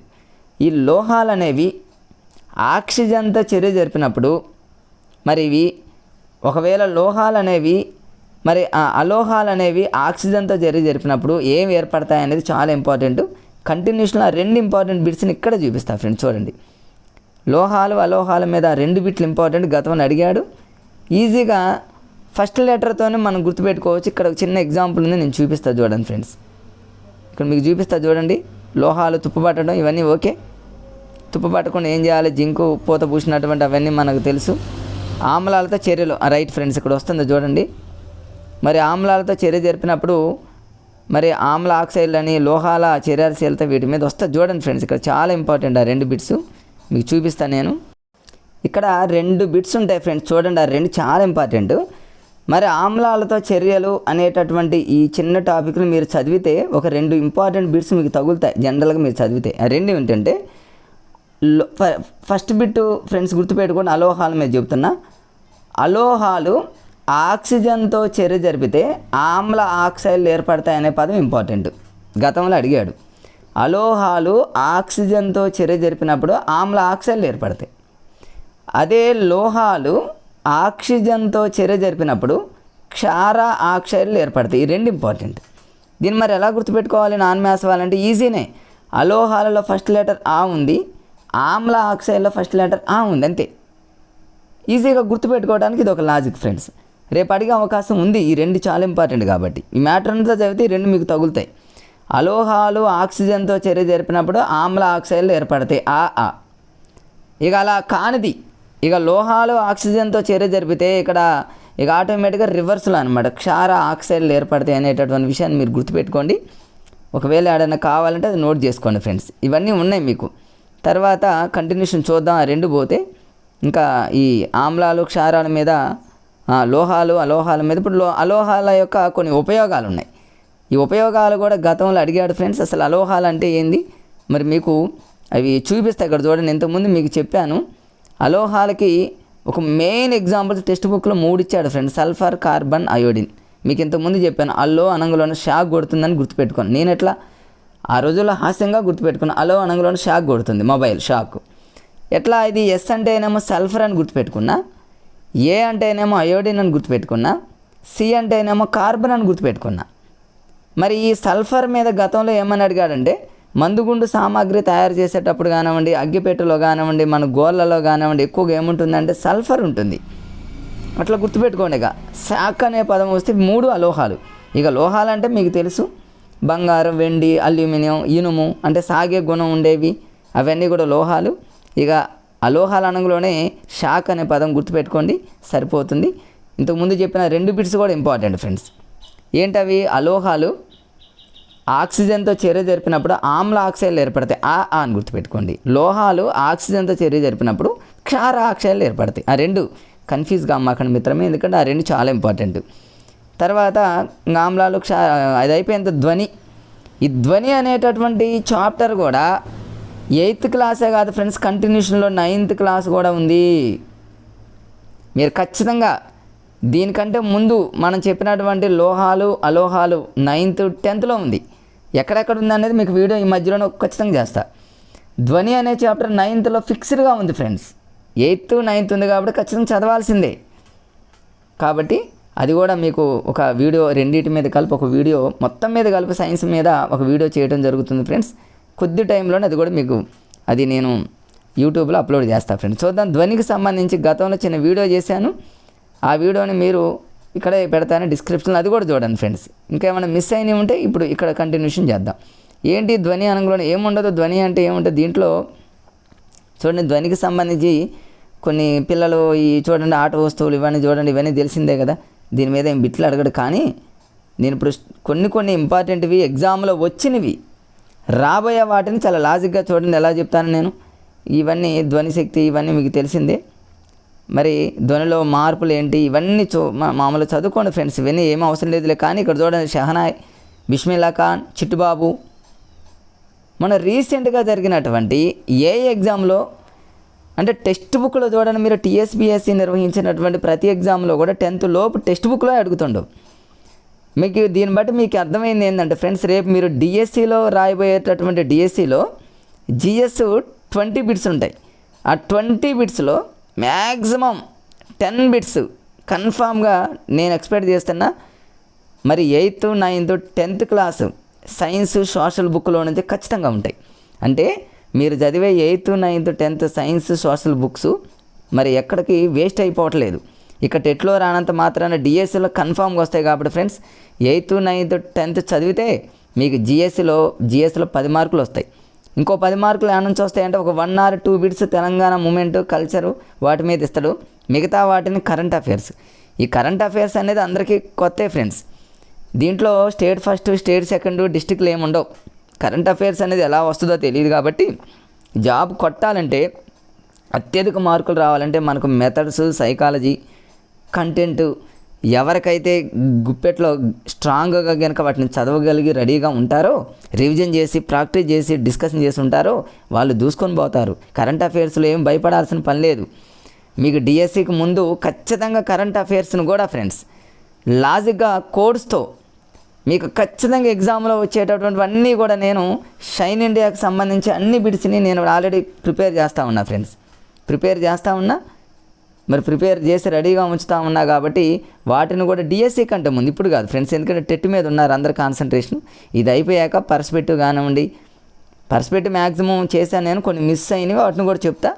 కరెంట్ అఫైర్స్ మీద మాత్రం కన్ఫామ్గా ఏమేమి వస్తాయి ఏంటి అనేది మాత్రం లాజిక్గా కోడ్స్తో మీకు వీడియోలో చేస్తాను. ఇప్పుడు చూడండి ఫ్రెండ్స్, ఇక్కడ మరి బిస్మిల్లా ఖాన్ చిట్టుబాబు వీళ్ళిద్దరూ ఏంటి అసలు మీకు వెంటనే గుర్తు రావాలి. మరి రేపు ఎగ్జామ్లో కన్ఫ్యూజ్ అవ్వకూడదుగా ఫ్రెండ్స్. ఇక్కడ మరి ఎవరెవరు బిస్మిల్లా ఖాన్ అని కూడా షహనా ఎలా గుర్తుపెట్టుకుంటారంటే చూడండి, నేను ఈజీగా ఎలా గుర్తుపెట్టుకున్నాను. బిస్మిల్లా ఖాన్లో ఖాన్ ఉంది, షహనాలో నాయ్ ఉంది. ఖాన్ అంటే తినడం, నాయ్ అంటే నాయి, అన్నీ నాయే, అన్నీ నేనే తింటా అని గుర్తుపెట్టుకోండి. షహనాయ్ అంటే నాయ, అన్నీ నాయే, అన్నీ తినేస్తా అంటున్నాడు అనమాట. అట్లా మీరు షహనా అనగలోనే నాయ్ ఖాన్ ఒక ప్రాసలాగా గుర్తుపెట్టుకోండి. ఇకపోతే చిట్టుబాబు, ఈ చిట్టుబాబు అనగానే ఏమీ లేదు ఫ్రెండ్స్. చిట్టుబాబు అంటే చిన్నపిల్లలు చూడండి, మనకు పిల్లలు జనరల్గా చూడండి చిట్టుబాబు, మరి మన చిట్టుబాబులు ఎప్పుడు మన మాట వినరు, గుర్తుపెట్టుకోండి. వినరు అంటే వేణ వాయిద్యం అని గుర్తుపెట్టుకోండి. రేపు ఎగ్జామ్లో ఏ వాయిద్యం ఏందని అంటాడు, కన్ఫ్యూజ్ కాకుండా ఉండటానికి వేణ వాయిద్యంలో అనగానే చిట్టుబాబు, మన బాబులు, మన ఇంట్లో ఉన్న చిట్టి బాబులు మన మాట వినరు అని గుర్తుపెట్టుకోండి. అట్లా గుర్తుపెట్టుకుంటే ఇద్దరిని ఏంది జస్ట్ అట్లా గుర్తుపెట్టుకుంటే స్టేట్లో ఏం అడగడు ఫ్రెండ్స్. కర్ణాటక సంగీతం ఇవన్నీ ఓకే, మనకు తెలిసిందేలే, కానీ వేణ వాయిద్యం అనేది గుర్తుపెట్టుకోండి చాలు. తర్వాత ధ్వనులకు సంబంధించి ఇంకేమైనా ఉన్నాయో చూద్దాం. ఈ ధ్వని ప్రసారం ఇవన్నీ మీకు మళ్ళీ చూడండి. గోమటం శ్రీనివాసు, మళ్ళీ తర్వాత Nerella Venumadhav, very very important. ఎందుకంటే వీళ్ళిద్దరు మన తెలంగాణకు సంబంధించినటువంటి, మన వరంగల్కి సంబంధించినటువంటి వ్యక్తులు వీళ్ళిద్దరు. మరి వీళ్ళిద్దరిని ఎట్లా గుర్తుపెట్టుకోవాలి? మరి వీళ్ళిద్దరు, ఈయన గారేమో మరి వేణుమాధవ్ గారేమో మిమిక్రీ మన అందరికీ తెలుసు, ఈయనేమో మరి వెంట్రిక్లాక్విస్టులు అంటే ఒక బొమ్మతో మాట్లాడించటం. మరి ఈయన గారిని ఎలా గుర్తుపెట్టుకోవాలి, వీళ్ళిద్దరిని ఎట్లా గుర్తుపెట్టుకోవాలి? నేనైతే ఎలా లాజిక్గా గుర్తుపెట్టుకున్నా. వెంట్రిలాక్విస్టులు అంటే చూడండి, ఈయన పేరు గోమటం శ్రీనివాసరావు. దీన్ని నేను ఎట్లా గుర్తుపెట్టుకున్నానంటే చాలా లాజిక్గా ఈజీగా అనమాట. ఎట్లా అంటే చూడండి, ఈ గోమటం శ్రీనివాస గారిని ఎలా గుర్తుపెట్టుకోవచ్చు అంటే చాలా ఈజీగా ఫ్రెండ్స్. చూడండి, గోమటం అనేటటువంటి పదాన్ని మీరు ఈజీగా వెంట్రిలాక్విస్టులాగా గుర్తుపెట్టుకోవచ్చు. అంటే పెదాలు కదలకుండా మాట్లాడే వాళ్ళని అర్థం కదా ఫ్రెండ్స్. ఇక్కడ గోమటం అంటే గోవులాగా మాట్లాడటం అనుకున్నాను నేను, అంతే. ఇక శ్రీనివాస్ గుర్తు వస్తుంది. గోవులాగా మాట్లాడటం, పెదాలు కదిలించకుండా గోవులాగా మాట్లాడటం అంటే వెంట్రిలాక్విస్టులు అనేటటువంటి పదాన్ని మనం ఈజీగా గుర్తుపెట్టుకోవచ్చు, అంతే ఫ్రెండ్స్. ఎందుకంటే చాలా ప్రదర్శనలు ఇచ్చారు కాబట్టి చాలా ఇంపార్టెంట్. ఇప్పుడు గుర్తుంటుంది, ఇంకా వెంటనే గుర్తు రావటం. నేరెళ్ళ వేణుమాధవ్ అనగా మిమిక్రీ అంటే మనందరికీ తెలుసు. ఇందులోనూ ఉంది వేణు, మాధవ్లో మా ఉంది. మా అంటే మిమిక్రీ అని గుర్తుపెట్టుకోండి, మా అంటే మిమిక్రీ. ఇంక అయిపోయింది ఫ్రెండ్స్. ఈ రెండింటిని అలా గుర్తుపెట్టుకొని వీళ్ళిద్దరు తెలంగాణకు సంబంధించి వీళ్ళిద్దరూ చాలా ఇంపార్టెంట్. మళ్ళీ ఇంకొకటి ఇక్కడ చాలా ఇంపార్టెంట్ బిట్ ఒకటి ఉంది ఫ్రెండ్స్. పద్మశ్రీ అవార్డు వచ్చింది. పద్మశ్రీ అవార్డు ఎవరికి రావడం జరిగిందంటే నేరెళ్ళ వేణుమాధవ్ గారికి. రేపు అడుగుతురు, తెలంగాణ రాష్ట్రానికి చెందినటువంటి ఓరుగల్లు వాసి అయిన డాక్టర్ నేరెళ్ళ వేణుమాధవ్ గారికి మరి ఈ క్రింది వానలో ఏ అవార్డు 2001లో రావడం జరిగింది? పద్మశ్రీ, పద్మవిభూషణ్, పద్మభూషణ్ అట్లా అడుగుతారు. కాబట్టి దీన్ని ఎట్లా గుర్తుపెట్టుకుంటారంటే పద్మశ్రీని ఈజీగా మరి మనం చాలా ఈజీగా గుర్తుపెట్టుకోవచ్చు. ఎలాగంటే ఫ్రెండ్స్, శ్రీ అంటే చూడండి నేరెళ్ళ వేణుమాధవ్ అంటే మరి ఎట్లా అంటే చూడండి, ఇక్కడ వేణుమాధవ్ అంటే మనందరికీ తెలుసు శ్రీకృష్ణుడు అని అర్థంగా ఫ్రెండ్స్. వేణుమాధవ్ అనగానే శ్రీకృష్ణుడు కాబట్టి శ్రీ అనే పదం గుర్తుపెట్టుకోండి, అంతే. చూడండి, గోవులాగా మాట్లాడటం గోమటం శ్రీనివాసు, వేణుమాధవ్ మా అంటేనేమో మిమిక్రీ, అందులోనే ఉన్నాయి. వేణుమాధవ్ అంటేనేమో శ్రీకృష్ణుడు కాబట్టి శ్రీ పద్మశ్రీ, అంతే. చదువు గుర్తుంటే ఓకే ఫ్రెండ్స్. అట్లా 2-3 సార్లు అనుకోవటం వల్ల కూడా ఈజీగా ఉంటుంది. అలా కూడా ప్రయత్నం చేయండి ఈజీగా గుర్తుపెట్టుకోవడానికి. నెక్స్ట్ చూద్దాం, ఈ ధ్వనికి సంబంధించి ఈ అగ్గిపెట్టెలతో పిల్లలు మాట్లాడటం, ధ్వనికి ఆనకం ఉండాలి, ఇదంతా చూద్దాం ఫ్రెండ్స్. తర్వాత చాలా చాలా ఇంపార్టెంట్ ఫ్రెండ్స్, ఇక్కడ చెవి. ఈ చెవి మీద ఖచ్చితంగా బిట్ వస్తుంది. చాలామంది ఏం చేస్తారంటే ఇదంతా చదివి ఇక్కడికి వచ్చి నీరసంగా అయిపోయి ఈ చెవి మీద ఏముందిలే ఈ బిట్టు మనం చదవాలా అనుకుంటామా? ఎగ్జామినర్ ఖచ్చితంగా రెడీగా ఇక్కడ కూర్చుంటాడు ఫ్రెండ్స్, మనకి బిట్ ఇవ్వడానికి, మనల్ని వడపోయటానికి, అంతే. మరి ఏంటి చెవిని ఎలా గుర్తుపెట్టుకోవాలి? లాజిక్స్ అంటే ఏముండవు ఇందులో, ఒక 2-3 బిట్స్ ఏమంటే 2-3 బిట్స్కి ఒక లాజిక్ చెప్పేస్తా, అంతే ఫ్రెండ్స్. చెవికి మరి పై భాగంలో ఒకటి ఉంటుంది ఫ్రెండ్స్, చెవి వెలుపల భాగం ఉంటుంది. ఆ వెలుపల భాగానికి ఉన్న పేరు ఏంటంటే పిన్న అంటే చాలామంది లేడీస్ కానివ్వండి, జెంట్స్ కానివ్వండి, చూడండి జెంట్స్ కూడా ఈ చెవికి ఏం చేస్తారంటే ఒక పిన్నులాగా ఒకటి పెట్టుకుంటారు. ఒక పిన్నులాగా, దాన్నే పిన్నా అంతే. చెవి వెలుపల భాగాన్ని ఏమంటారంటే పిన్నా అని గుర్తుపెట్టుకో. పిన్నీసులాగా పిన్నులాగా నిద్ర పెట్టుకుంటారు కదా, అట్లా పిన్నా అనుకోండి. తర్వాత ఇంకా దీన్ని ఎలా గుర్తుపెట్టుకుంటారంటే దాన్ని ఈజీగా మీరు పిన్నా అని గుర్తుపెట్టుకుంటారు, సరిపోయేది ఫ్రెండ్స్. దాని తర్వాత అది అందరికీ తెలుసు, ఈ పిన్నా అనేది పిన్ అనేది అందరికీ తెలుసు, అదేం అడిగే అవకాశం లేదు. కానీ ఇక్కడ నుంచి చూడండి ఫ్రెండ్స్, పై చెవి తర్వాత లోపల చెవి అంటే మధ్య చెవి ఫ్రెండ్స్, లోపల చెవి కాదు మధ్య చెవి లోపల 3 చిన్న చిన్న ఎముకలు ఉంటాయి. ఆ ఎముకలు ఏంటి, వాటి మీద ఖచ్చితంగా బిట్టు వస్తుంది. మనం వినేటటువంటి మాట ఎక్కడికి పోతుంది, ఆ పార్ట్ ఏంటి అంటే బయట నుంచి వచ్చేటటువంటి సమాచారాన్ని గ్రహించేటటువంటి లోపల ఒక పార్ట్ ఉంటుంది. ఆ పార్ట్ని చాలాసార్లు అడిగాడు. అదేవిధంగా మధ్య చెవిలో ఉన్న 3 భాగాలు, ఈ క్రింది మనలో కానిది అయినది ఎన్నిసార్లు అడిగాడు. మరి వాటిని గుర్తుపెట్టుకోవడానికి మనం లాజిక్ పెట్టాలి కదా ఫ్రెండ్స్. మనం బట్టి పట్టేటటువంటి అవకాశాలు ఇక్కడ లేవు. అందులో నెంబర్ 1 ఏంటంటే మాలియస్ లేదా మ్యాలియస్ అంటారు, దాన్ని సుత్తి ఆకారము అని అంటారు. చూడండి అక్కడ క్లియర్గా ఇచ్చారు టెక్స్ట్ బుక్లో. నేను ఇక్కడ జూమ్ చేస్తున్నా చూడండి ఫ్రెండ్స్, బిట్ వస్తుంది కాబట్టి 1 వచ్చేసి మ్యాలియస్, దీని సుత్తి ఆకారంలో ఉంటుంది. ఇంకాస్ ఇదేంటంటే అన్విల్ ఆకారంలో ఉంటుంది. మరియు 3వది స్టీప్స్ అంటారు, స్టెరప్ ఆకారం. ఇవన్నీ చిన్న చిన్న ఎముకలు అనమాట. జనరల్గా అతి చిన్న ఎముక ఉండే ప్రదేశం ఎక్కడంటే చెవి ఎముక అంటారు, పెద్ద ఎముక తొడ ఎముక తెలుసు.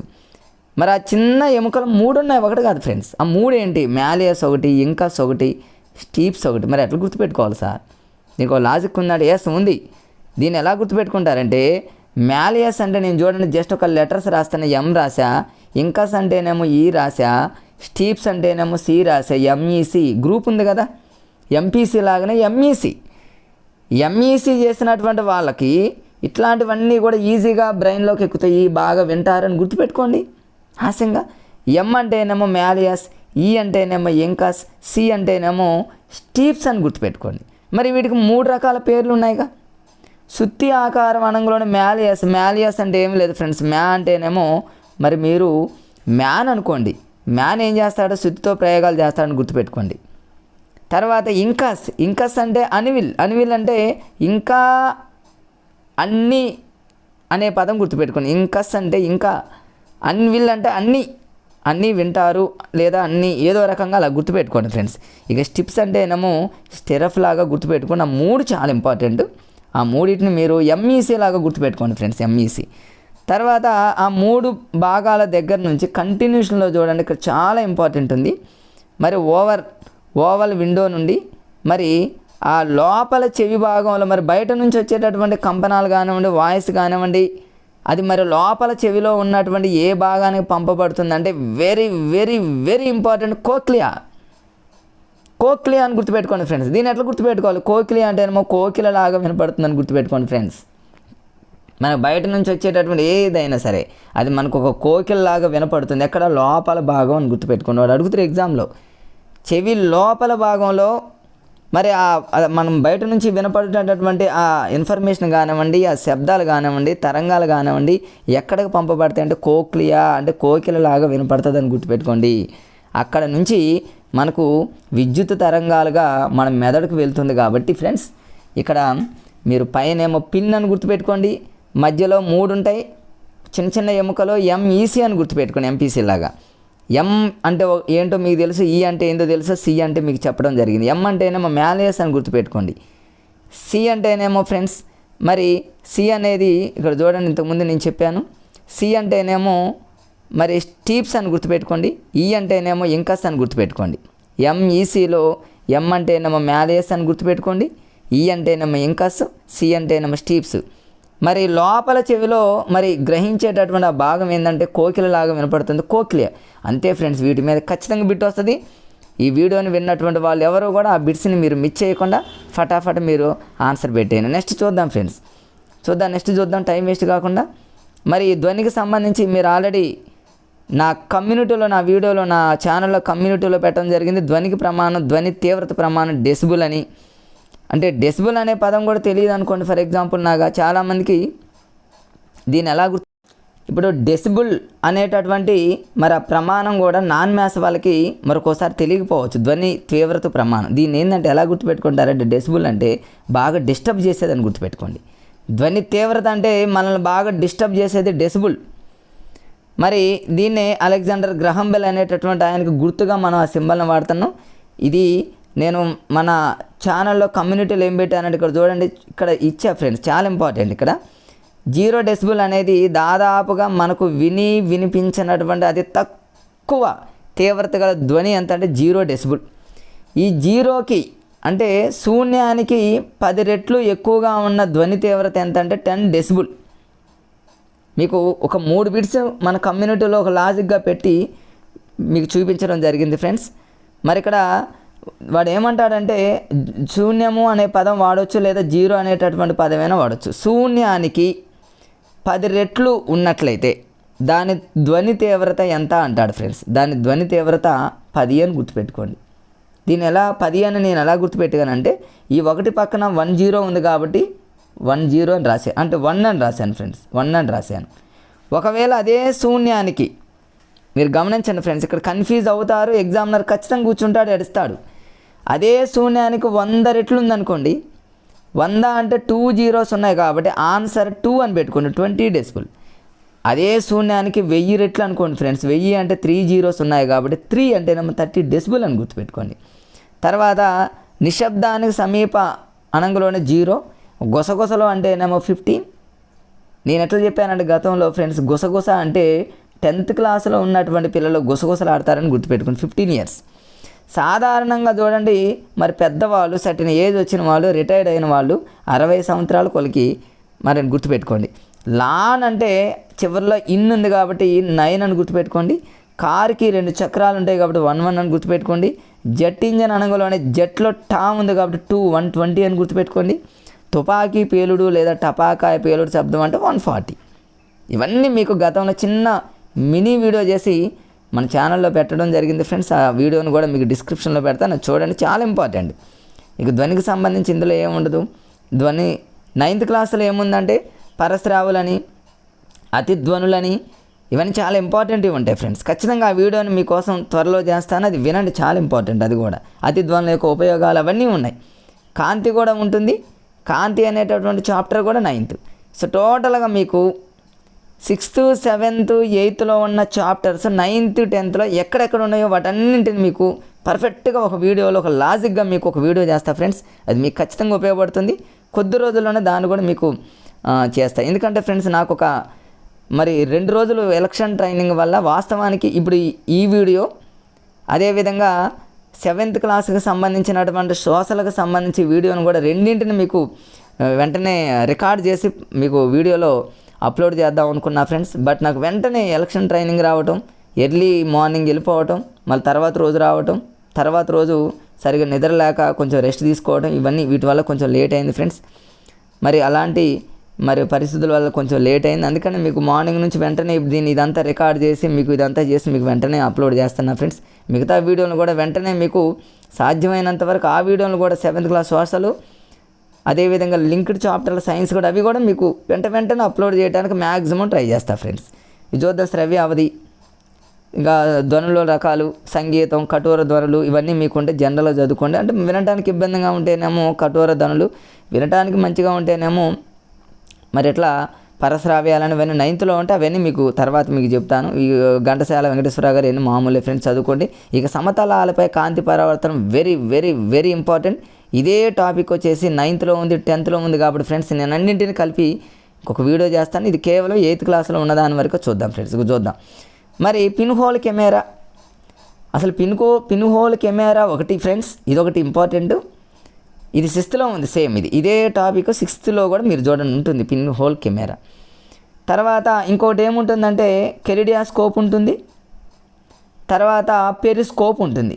ప్రతి టెట్ డిఎస్ఏలో ఈ మూడింటి మీద ఒకటి పక్కా వస్తుంది. నెంబర్ 1 ఏంటంటే pin hole camera friends, number 2 ఏంటంటే పెరిస్కోప్ ఫ్రెండ్స్, నెంబర్ 3 ఏంటంటే కెలిడియాస్కోప్. లాస్ట్ టైము కెలిడియాస్కోప్లో మొత్తం ఎన్ని సమతల దర్పణాలు వాడతారన్నాడు ఫ్రెండ్స్, 3. కాకపోతే అది కొంచెం బిట్ రాంగ్ ఇచ్చాడు. అందరికీ మరి బిట్కి ఆన్సర్లు ఇవ్వటం జరిగింది, అందరికీ అది మార్క్స్ కలిపాడు. అంటే ఇక్కడ చూడండి, జస్ట్ మనం ఒక 1 minute వీటి లాజిక్స్తో చెప్తాం. పిన్ హోల్ కెమెరా అంటేనేమో ఏమీ లేదు friends. Pin hole camera screen ఉంటుంది, ఇక్కడ ఒక ఆయన ముసుగేసుకొని ఉంటాడు, ఇక్కడ చిన్న హోల్ ఉంటుంది, చిన్న హోల్ పెద్ద హోల్ ఆయన అడ్జస్ట్మెంట్ చేసుకోవాలి. చిన్న హోల్ ఉందనుకోండి, ఇక్కడ పరిచయాలు కూడా చూస్తూ ఉన్నప్పుడు ఇక్కడ ఏర్పడే ప్రతిబింబం చాలా స్పష్టంగా నీట్గా ఉంటుంది. ఒకవేళ పెద్ద హోల్ ఉందనుకోండి, మరి ఇక్కడ ఏమవుతుందంటే క్లారిటీగా కనపడదు. దీంట్లో ఏమీ లేదు ఫ్రెండ్స్, మనం పెద్దగా జూమ్ చేసామనుకుంటే మసకగా ఉంటుంది. జూమ్ లేకుండా పర్ఫెక్ట్గా ఉంటే అంటే చిన్న హోల్ అయితే పర్ఫెక్ట్గా ఉంటుంది ఆ పిక్చరు, పెద్ద హోల్ అయితేనేమో కొంచెం మసకగా ఉంటుంది. అంతే, అదే పిన్ హోల్ కెమెరా. దాంట్లో ఏమీ లేదు ఫ్రెండ్స్. చిన్నపిల్లలు సహజంగా ఇట్లాంటివి ఒక డబ్బాలు ఆడేది పెట్టి పోతాది ప్రయోగాలు చేస్తామని అది. మన నెక్స్ట్ రెండోది పెరిస్కోప్ అనగానే దాని షేప్ ఎలా ఉంటుందో మన అందరికీ తెలుసు, జెడ్ షేప్లో ఉంటుంది. ఈ పెద్ద కందకంలో ఏం చేస్తారంటే జడ్ని పైన పెట్టి ఈ కందకంలో ఎలా ఉంచుతారు ఫ్రెండ్స్. ఇది ఒక కందకం అనుకోండి, ఇది బయట ఉంటుంది. ఈ జెడ్ షేప్లో 2 సమతల దర్పణాలు ఉంటాయి. ఈ 2 సమతల దర్పణాల దగ్గర వాడేటటువంటి కోణం 45 degrees. ఎందుకంటే 90కి మధ్యలో ఎలా, ఇది 45, ఇది 45. అంటే 2 సమతల దర్పణాలు ఉంటాయి పెరిస్కోప్లో. ఒక్కొక్క కోణం వచ్చేసి 45 degrees. గుర్తుపెట్టుకోండి ఫ్రెండ్స్, ఇది పెరిస్కోపు. దీన్ని ఎక్కడ ఉపయోగిస్తారంటే జలంతర్గామాల్లో కానీ యుద్ధం జరుగుతున్నప్పుడు గొయ్యిలో ఉండి శత్రువులు ఏం చేస్తున్నారు అనేది చూడడానికి పెరిస్కోప్ను వాడతారు, అది ఓకే. కానీ లాస్ట్ టైం అడిగినటువంటి టీఎస్లో తెలంగాణ రాష్ట్రంలో అడిగినటువంటి టెట్ ఎగ్జామ్లో అడిగిన బిట్ ఏంటంటే కెలిడియాస్కోప్. ఏంటి కెలిడియాస్కోప్ అనేది? కెలిడియాస్కోప్ అంటే ఏమి లేదు ఫ్రెండ్స్, అందులో రంగురంగులైనటువంటి గులకరాలు కానివ్వండి, రంగురంగుల గాజు పెంకులు కానివ్వండి, కలర్ఫుల్గా. రేపు ఎగ్జామ్లో కెలిడియాస్కోపులో ఉపయోగించేటటువంటి ఏంటి రంగురంగులుగా ఉంటాయా, అన్నీ ఒకే కలర్గా ఉంటాయా అంటే ఒకే కలర్ ఉండవు ఫ్రెండ్స్, రంగురంగులుగా ఉంటాయి. మరి కెలిడియాస్కోప్లో ఉపయోగించే సమతల దర్పణాలు మొత్తం ఎన్ని ఉంటాయి? 3 ఉంటాయి. మరి ఒక్కొక్క కోణం ఎంత చేస్తుంది? చాలా ఇంపార్టెంట్, ఇది 60 degrees కోణం చేస్తుంది ఫ్రెండ్స్. ఇది 9th 10th క్లాస్లో టచ్ అవుతుంది. కెలిడియాస్కోప్లో 3 సమతల దర్పణాలు, ఒక్కొక్క కోణం 60 degrees. అట్లా గుర్తుపెట్టుకోండి. ఈ 3 మీద జస్ట్ అట్లా గుర్తుపెట్టుకోవడానికి ట్రై చేయండి ఫ్రెండ్స్. చూద్దాం, ఇక్కడ పిన్ హోల్ కెమెరా ఏముండదు ఫ్రెండ్స్, కొంచెం ఫాస్ట్ లాగిచ్చేస్తాను వీడియో, ఎందుకంటే కొంచెం ఎక్కువ అవుతుంది కాబట్టి ఫ్రెండ్స్. తర్వాత చూద్దాం, ఇక్కడ కొంచెం స్పీడ్గానే నేను మూవ్ చేస్తున్నాను. సమతల దర్పణం అంటే తెలియని వాళ్ళు, నాన్ మ్యాథ్స్ వాళ్ళు గమనించండి, ఏమీ లేదు ఫ్రెండ్స్. సమతల దర్పణం అంటే అద్దమే, మనం రోజు చూస్తున్న అద్దాన్ని సమతల దర్పణం అంటారు. ఇక అద్దానికి సంబంధించి ఏముంది ఫ్రెండ్స్, మన చెవులు ముక్కులు ఇవన్నీ తారుమారు అవుతాయి తెలుసుగా ఫ్రెండ్స్. పార్శ్వ విలోమం అనే పదం సమతల దర్పణానికి చెందింది. ప్రతిబింబ పరిమాణము, వస్తువు పరిమాణం సేమ్ ఒకే డిస్టెన్స్లో ఉంటాయి. రేపు ఒకవేళ సమతల దర్పణాల లక్షణాలు అడిగితే అద్దం అని గుర్తుపెట్టుకోండి. అద్దం గుర్తుపెట్టుకుంటే అన్నీ వచ్చేస్తాయి ఫ్రెండ్స్. అవి నేనేమి కొంచెం దాని గురించి ఏమి స్టోరీ అని చెప్పని ఈజీగా ఉంటుంది. తర్వాత చూద్దాం ఫ్రెండ్స్, కొంచెం కష్టంగా ఉన్నవి ఎగ్జామ్లో వచ్చేవి చూద్దాం. సమతల దర్పణంలో రివర్స్గా ఉంటాయి ప్రతిదీ కూడా. అంబులెన్స్ అనే పదం ఎందుకంటే రివర్స్లో రాస్తారు. ఇప్పుడు చూడండి అంబులెన్స్ వెనకాల, ఎందుకంటే మనం వాళ్ళకి ఎవరైనా అటువైపు వెళ్తూ ఉంటే అది క్లియర్గా మన అద్దంలో మనకు క్లారిటీగా కనిపిస్తుంది అనమాట. అంటే రివర్స్లో ఉన్నదాన్ని మనకు క్లియర్గా కనిపిస్తుంది, దానికనే రివర్స్లో రాస్తారు అంబులెన్స్ అని. రైట్, చూద్దాం ఫ్రెండ్స్. నిత్య జీవితంలో దర్పణాల ఉపయోగం ఇవన్నీ ఉంటే అవసరం లేదు. దీంట్లో ఒక బిట్ ఉందనుకోండి ఫ్రెండ్స్, ఒకసారి చూద్దాం. సమతల దర్పణం, పిన్ హోల్ కెమెరా, ఇక్కడ ఏమీ లేదు, పార్శ్వం ఇక్కడ కాదు ఫ్రెండ్స్. నెక్స్ట్ టాపిక్లో అనుకుంటూ చూద్దాం, చాలా ఇంపార్టెంట్. రైట్ ఫ్రెండ్స్, ఇక్కడ ఉంది చూడండి. రైట్, ఇది చాలా ఇంపార్టెంట్, టెక్స్ట్ బుక్లో లేదు కానీ ఇక్కడ క్లియర్గా ఇచ్చిండు. ఇక్కడ ఏముంది ఫ్రెండ్స్, మామూలుగా పెరిస్కోప్ వంటి సాధనాల సమతల దర్పణాలు వాడతారు. ఇది జెడ్ షేప్లో ఉంటుంది, 45-40 degrees. ఇది ఓకే, అవసరం అయిపోయింది. మంగళ షాపు వాళ్ళు ఇవన్నీ ఉపయోగించేది సమతల దర్పణాలు. ఇంక పైన ఉన్నాయని చూద్దాం, ఆగండి.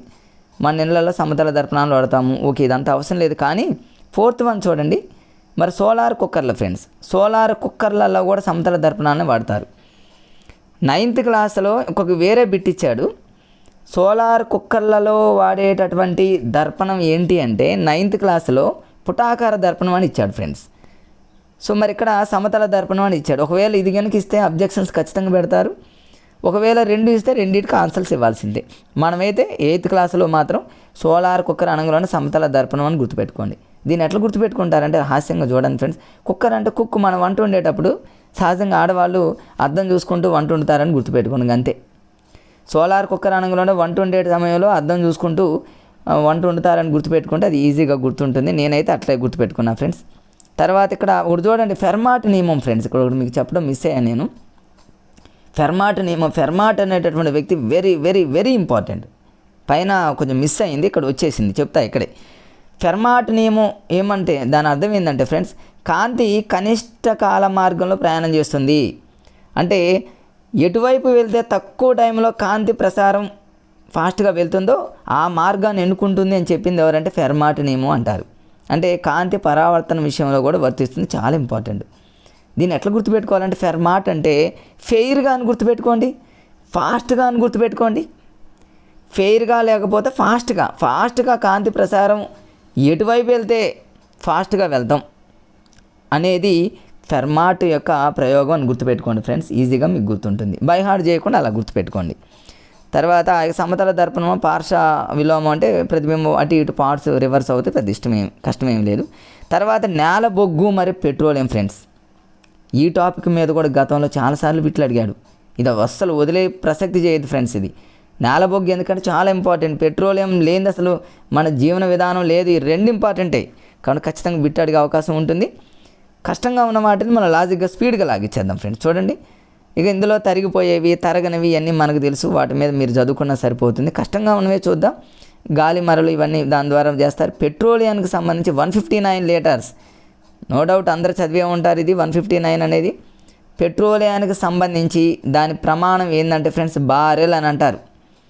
పెట్రోలియంని కొలవడానికి ఉపయోగించేటటువంటి ప్రమాణం ఏందని అడిగితే రేపు బారెల్ అంటారు. బారెల్ గుర్తుపెట్టుకోండి. పెట్రోల్ అనేది ఒక బార్ లాగా గుర్తుపెట్టుకోండి. బారెల్ నాన్ మ్యాథ్స్ వాళ్ళు ఎవరైనా బారెల్ అంటే బార్ అని గుర్తుపెట్టుకోండి. ఒక పెట్రోల్ అనేది ఒక బార్ లాంటిది అని గుర్తుపెట్టుకోండి. మరిది ఒక బారెల్ ఎన్ని లీటర్లకు సమానం అంటే 159 అని గుర్తుపెట్టుకోండి. 159 అని గుర్తుపెట్టుకోండి. దీన్ని ఎలా గుర్తుపెట్టుకుంటారంటే బారెల్లో బార్ అని గుర్తుపెట్టుకున్నారు, బార్కి వెళ్ళే వాళ్ళు నవ్వుతూ పోతారని గుర్తుపెట్టుకోండి. 159 అంటే 9 మర్చిపోకుండా అదొక హాస్యంగా గుర్తుపెట్టుకోండి ఫ్రెండ్స్. నెక్స్ట్ కంటిన్యూషన్లో చూద్దాం. ఇక్కడ ఇక బయోడీజిల్ ఇవన్నీ మామూలుగా ఉంటే చదువుకోండి ఫ్రెండ్స్. అవన్నీ అందులో ఏమి ఉండవులే కానీ ఒకసారి చూడండి, జస్ట్ అట్లా టచ్ చేయండి. తర్వాత ఇక్కడ కట్టెలు ఇవన్నీ ఉంటాయి. తర్వాత ఇందులో 3 భాగాలు సహజ వాయువు ఇవన్నీ ఉంటాయి ఫ్రెండ్స్. ఓఎన్జీ అని ఇవన్నీ ఉంటాయి. ఇవి చదవండి సరిపోయింది ఫ్రెండ్స్. అందులో కష్టంగా ఉంటే నేనే చెప్తాలే కానీ అందులో ఏం అడిగే అవకాశాలు లేవు.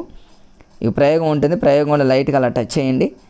తర్వాత ఇక coal gas, Coke, కోల్తారు, coal gas ఇవన్నీ మీకు చదివితే వచ్చేస్తుంది, పెద్ద కష్టంగా ఏమి ఉండవు. అవి 3 ఒకసారి అట్లా జస్ట్ అట్లా టచ్ చేయండి ఫ్రెండ్స్. తర్వాత ఇందులో కొన్ని పెట్రో రసాయనాలు ఇందులో ఏమీ లేవు, ఇక్కడ ఏమీ లేవు ఫ్రెండ్స్. నేల బొగ్గు ఎలా ఏర్పడుతుంది, నేల బొగ్గు ఏంటనేది ఒకసారి చూడండి. నేల బొగ్గు అనేది ఎలా ఏర్పడుతుంది అనే దాని మీద ఒకసారి ఒక బిట్ అడిగాడు ఫ్రెండ్స్, అది చూద్దాం. నేల బొగ్గుకు సంబంధించి కార్బోనైజేషను ఇది మామూలు శిలాజ-ఇంధనం ఇది కాదు. పెట్రోలియం ఏర్పడేటటువంటి విధానాలు ఏంటంటే మరి ఇక్కడ ప్లాంక్టన్ వంటి సూక్ష్మజీవులు, ఇది చాలా ఇంపార్టెంట్ రైట్. చూడండి, పెట్రోలియం ఏర్పడే విధానంలో గతంలో అడిగాడు ఫ్రెండ్స్, మళ్ళీ అడిగే అవకాశం ఉంటుంది.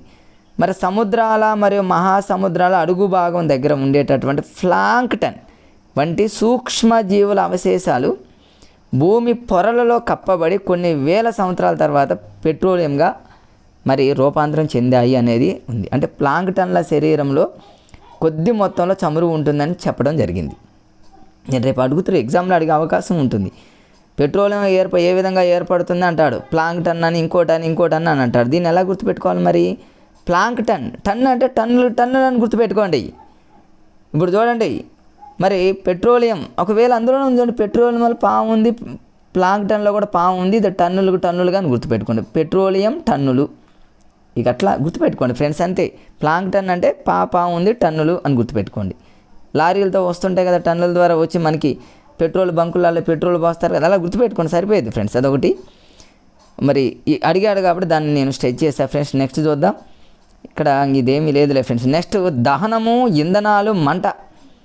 దీని మీద ఎక్కువగా ఎక్కడ బిట్స్ అడిగాడంటే ఇందులో ఒక క్యాండిల్, ఒక దీపం క్యాండిల్కి సంబంధించి మంట మండుతూ ఉన్నప్పుడు మరి ఏ భాగంలో మంట ఎక్కువ మండుతుంది, ఎక్కువ భాగం కాలుతుంది అనే దాని మీద ఒక బిట్ అడిగాడు. ఇప్పుడు కూడా అడుగుతారు ఖచ్చితంగా.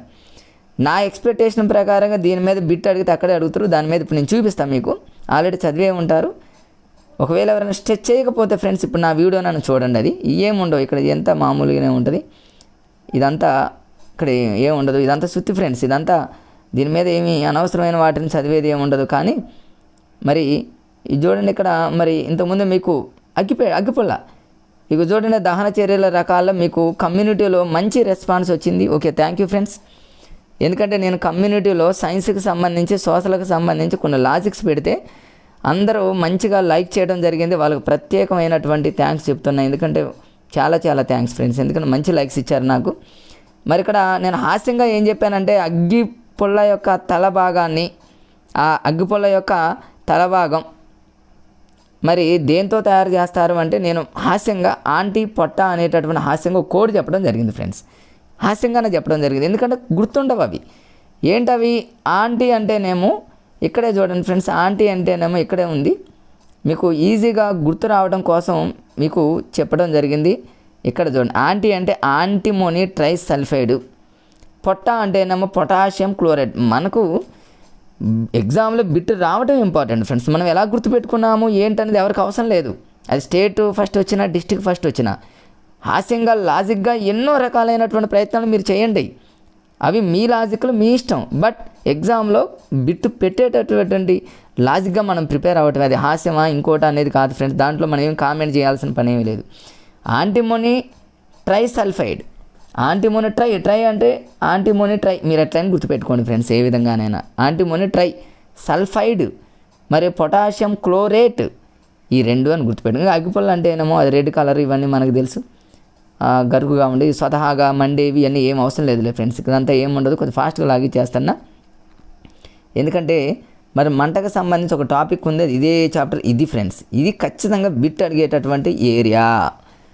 చాలామంది అనుకుంటారు దీని మీద బిట్ అడుగుతారా ఎగ్జామ్లో, మనం ఇన్ని చదివినాం కానీ ఏడదాకా వచ్చేసి రెస్ట్ తీసుకుంటారు. దీన్ని చదవకుండా వేరే పేజీలో పోతారు. ఎగ్జామినర్ ఖచ్చితంగా ఎగ్జామ్లో ఏడ ఇవ్వడానికి కూర్చొని రెడీగా ఉంటాడు. మరి ఏం చేయాలి ఇప్పుడు? దీన్ని మనం ఈజీనే, కానీ అది ఏ రంగులో ఉంటుంది, ఎక్కడ ఎక్కువగా మండుతుంది, దహనం ఎక్కడ జరుగుతుందంటే చూడండి ఒకసారి.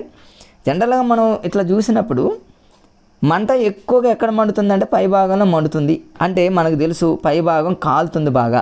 అతి బాహ్య ప్రాంతంలో అధిక ఉష్ణ భాగం ఎక్కడంటే అతి బాహ్య ప్రాంతం.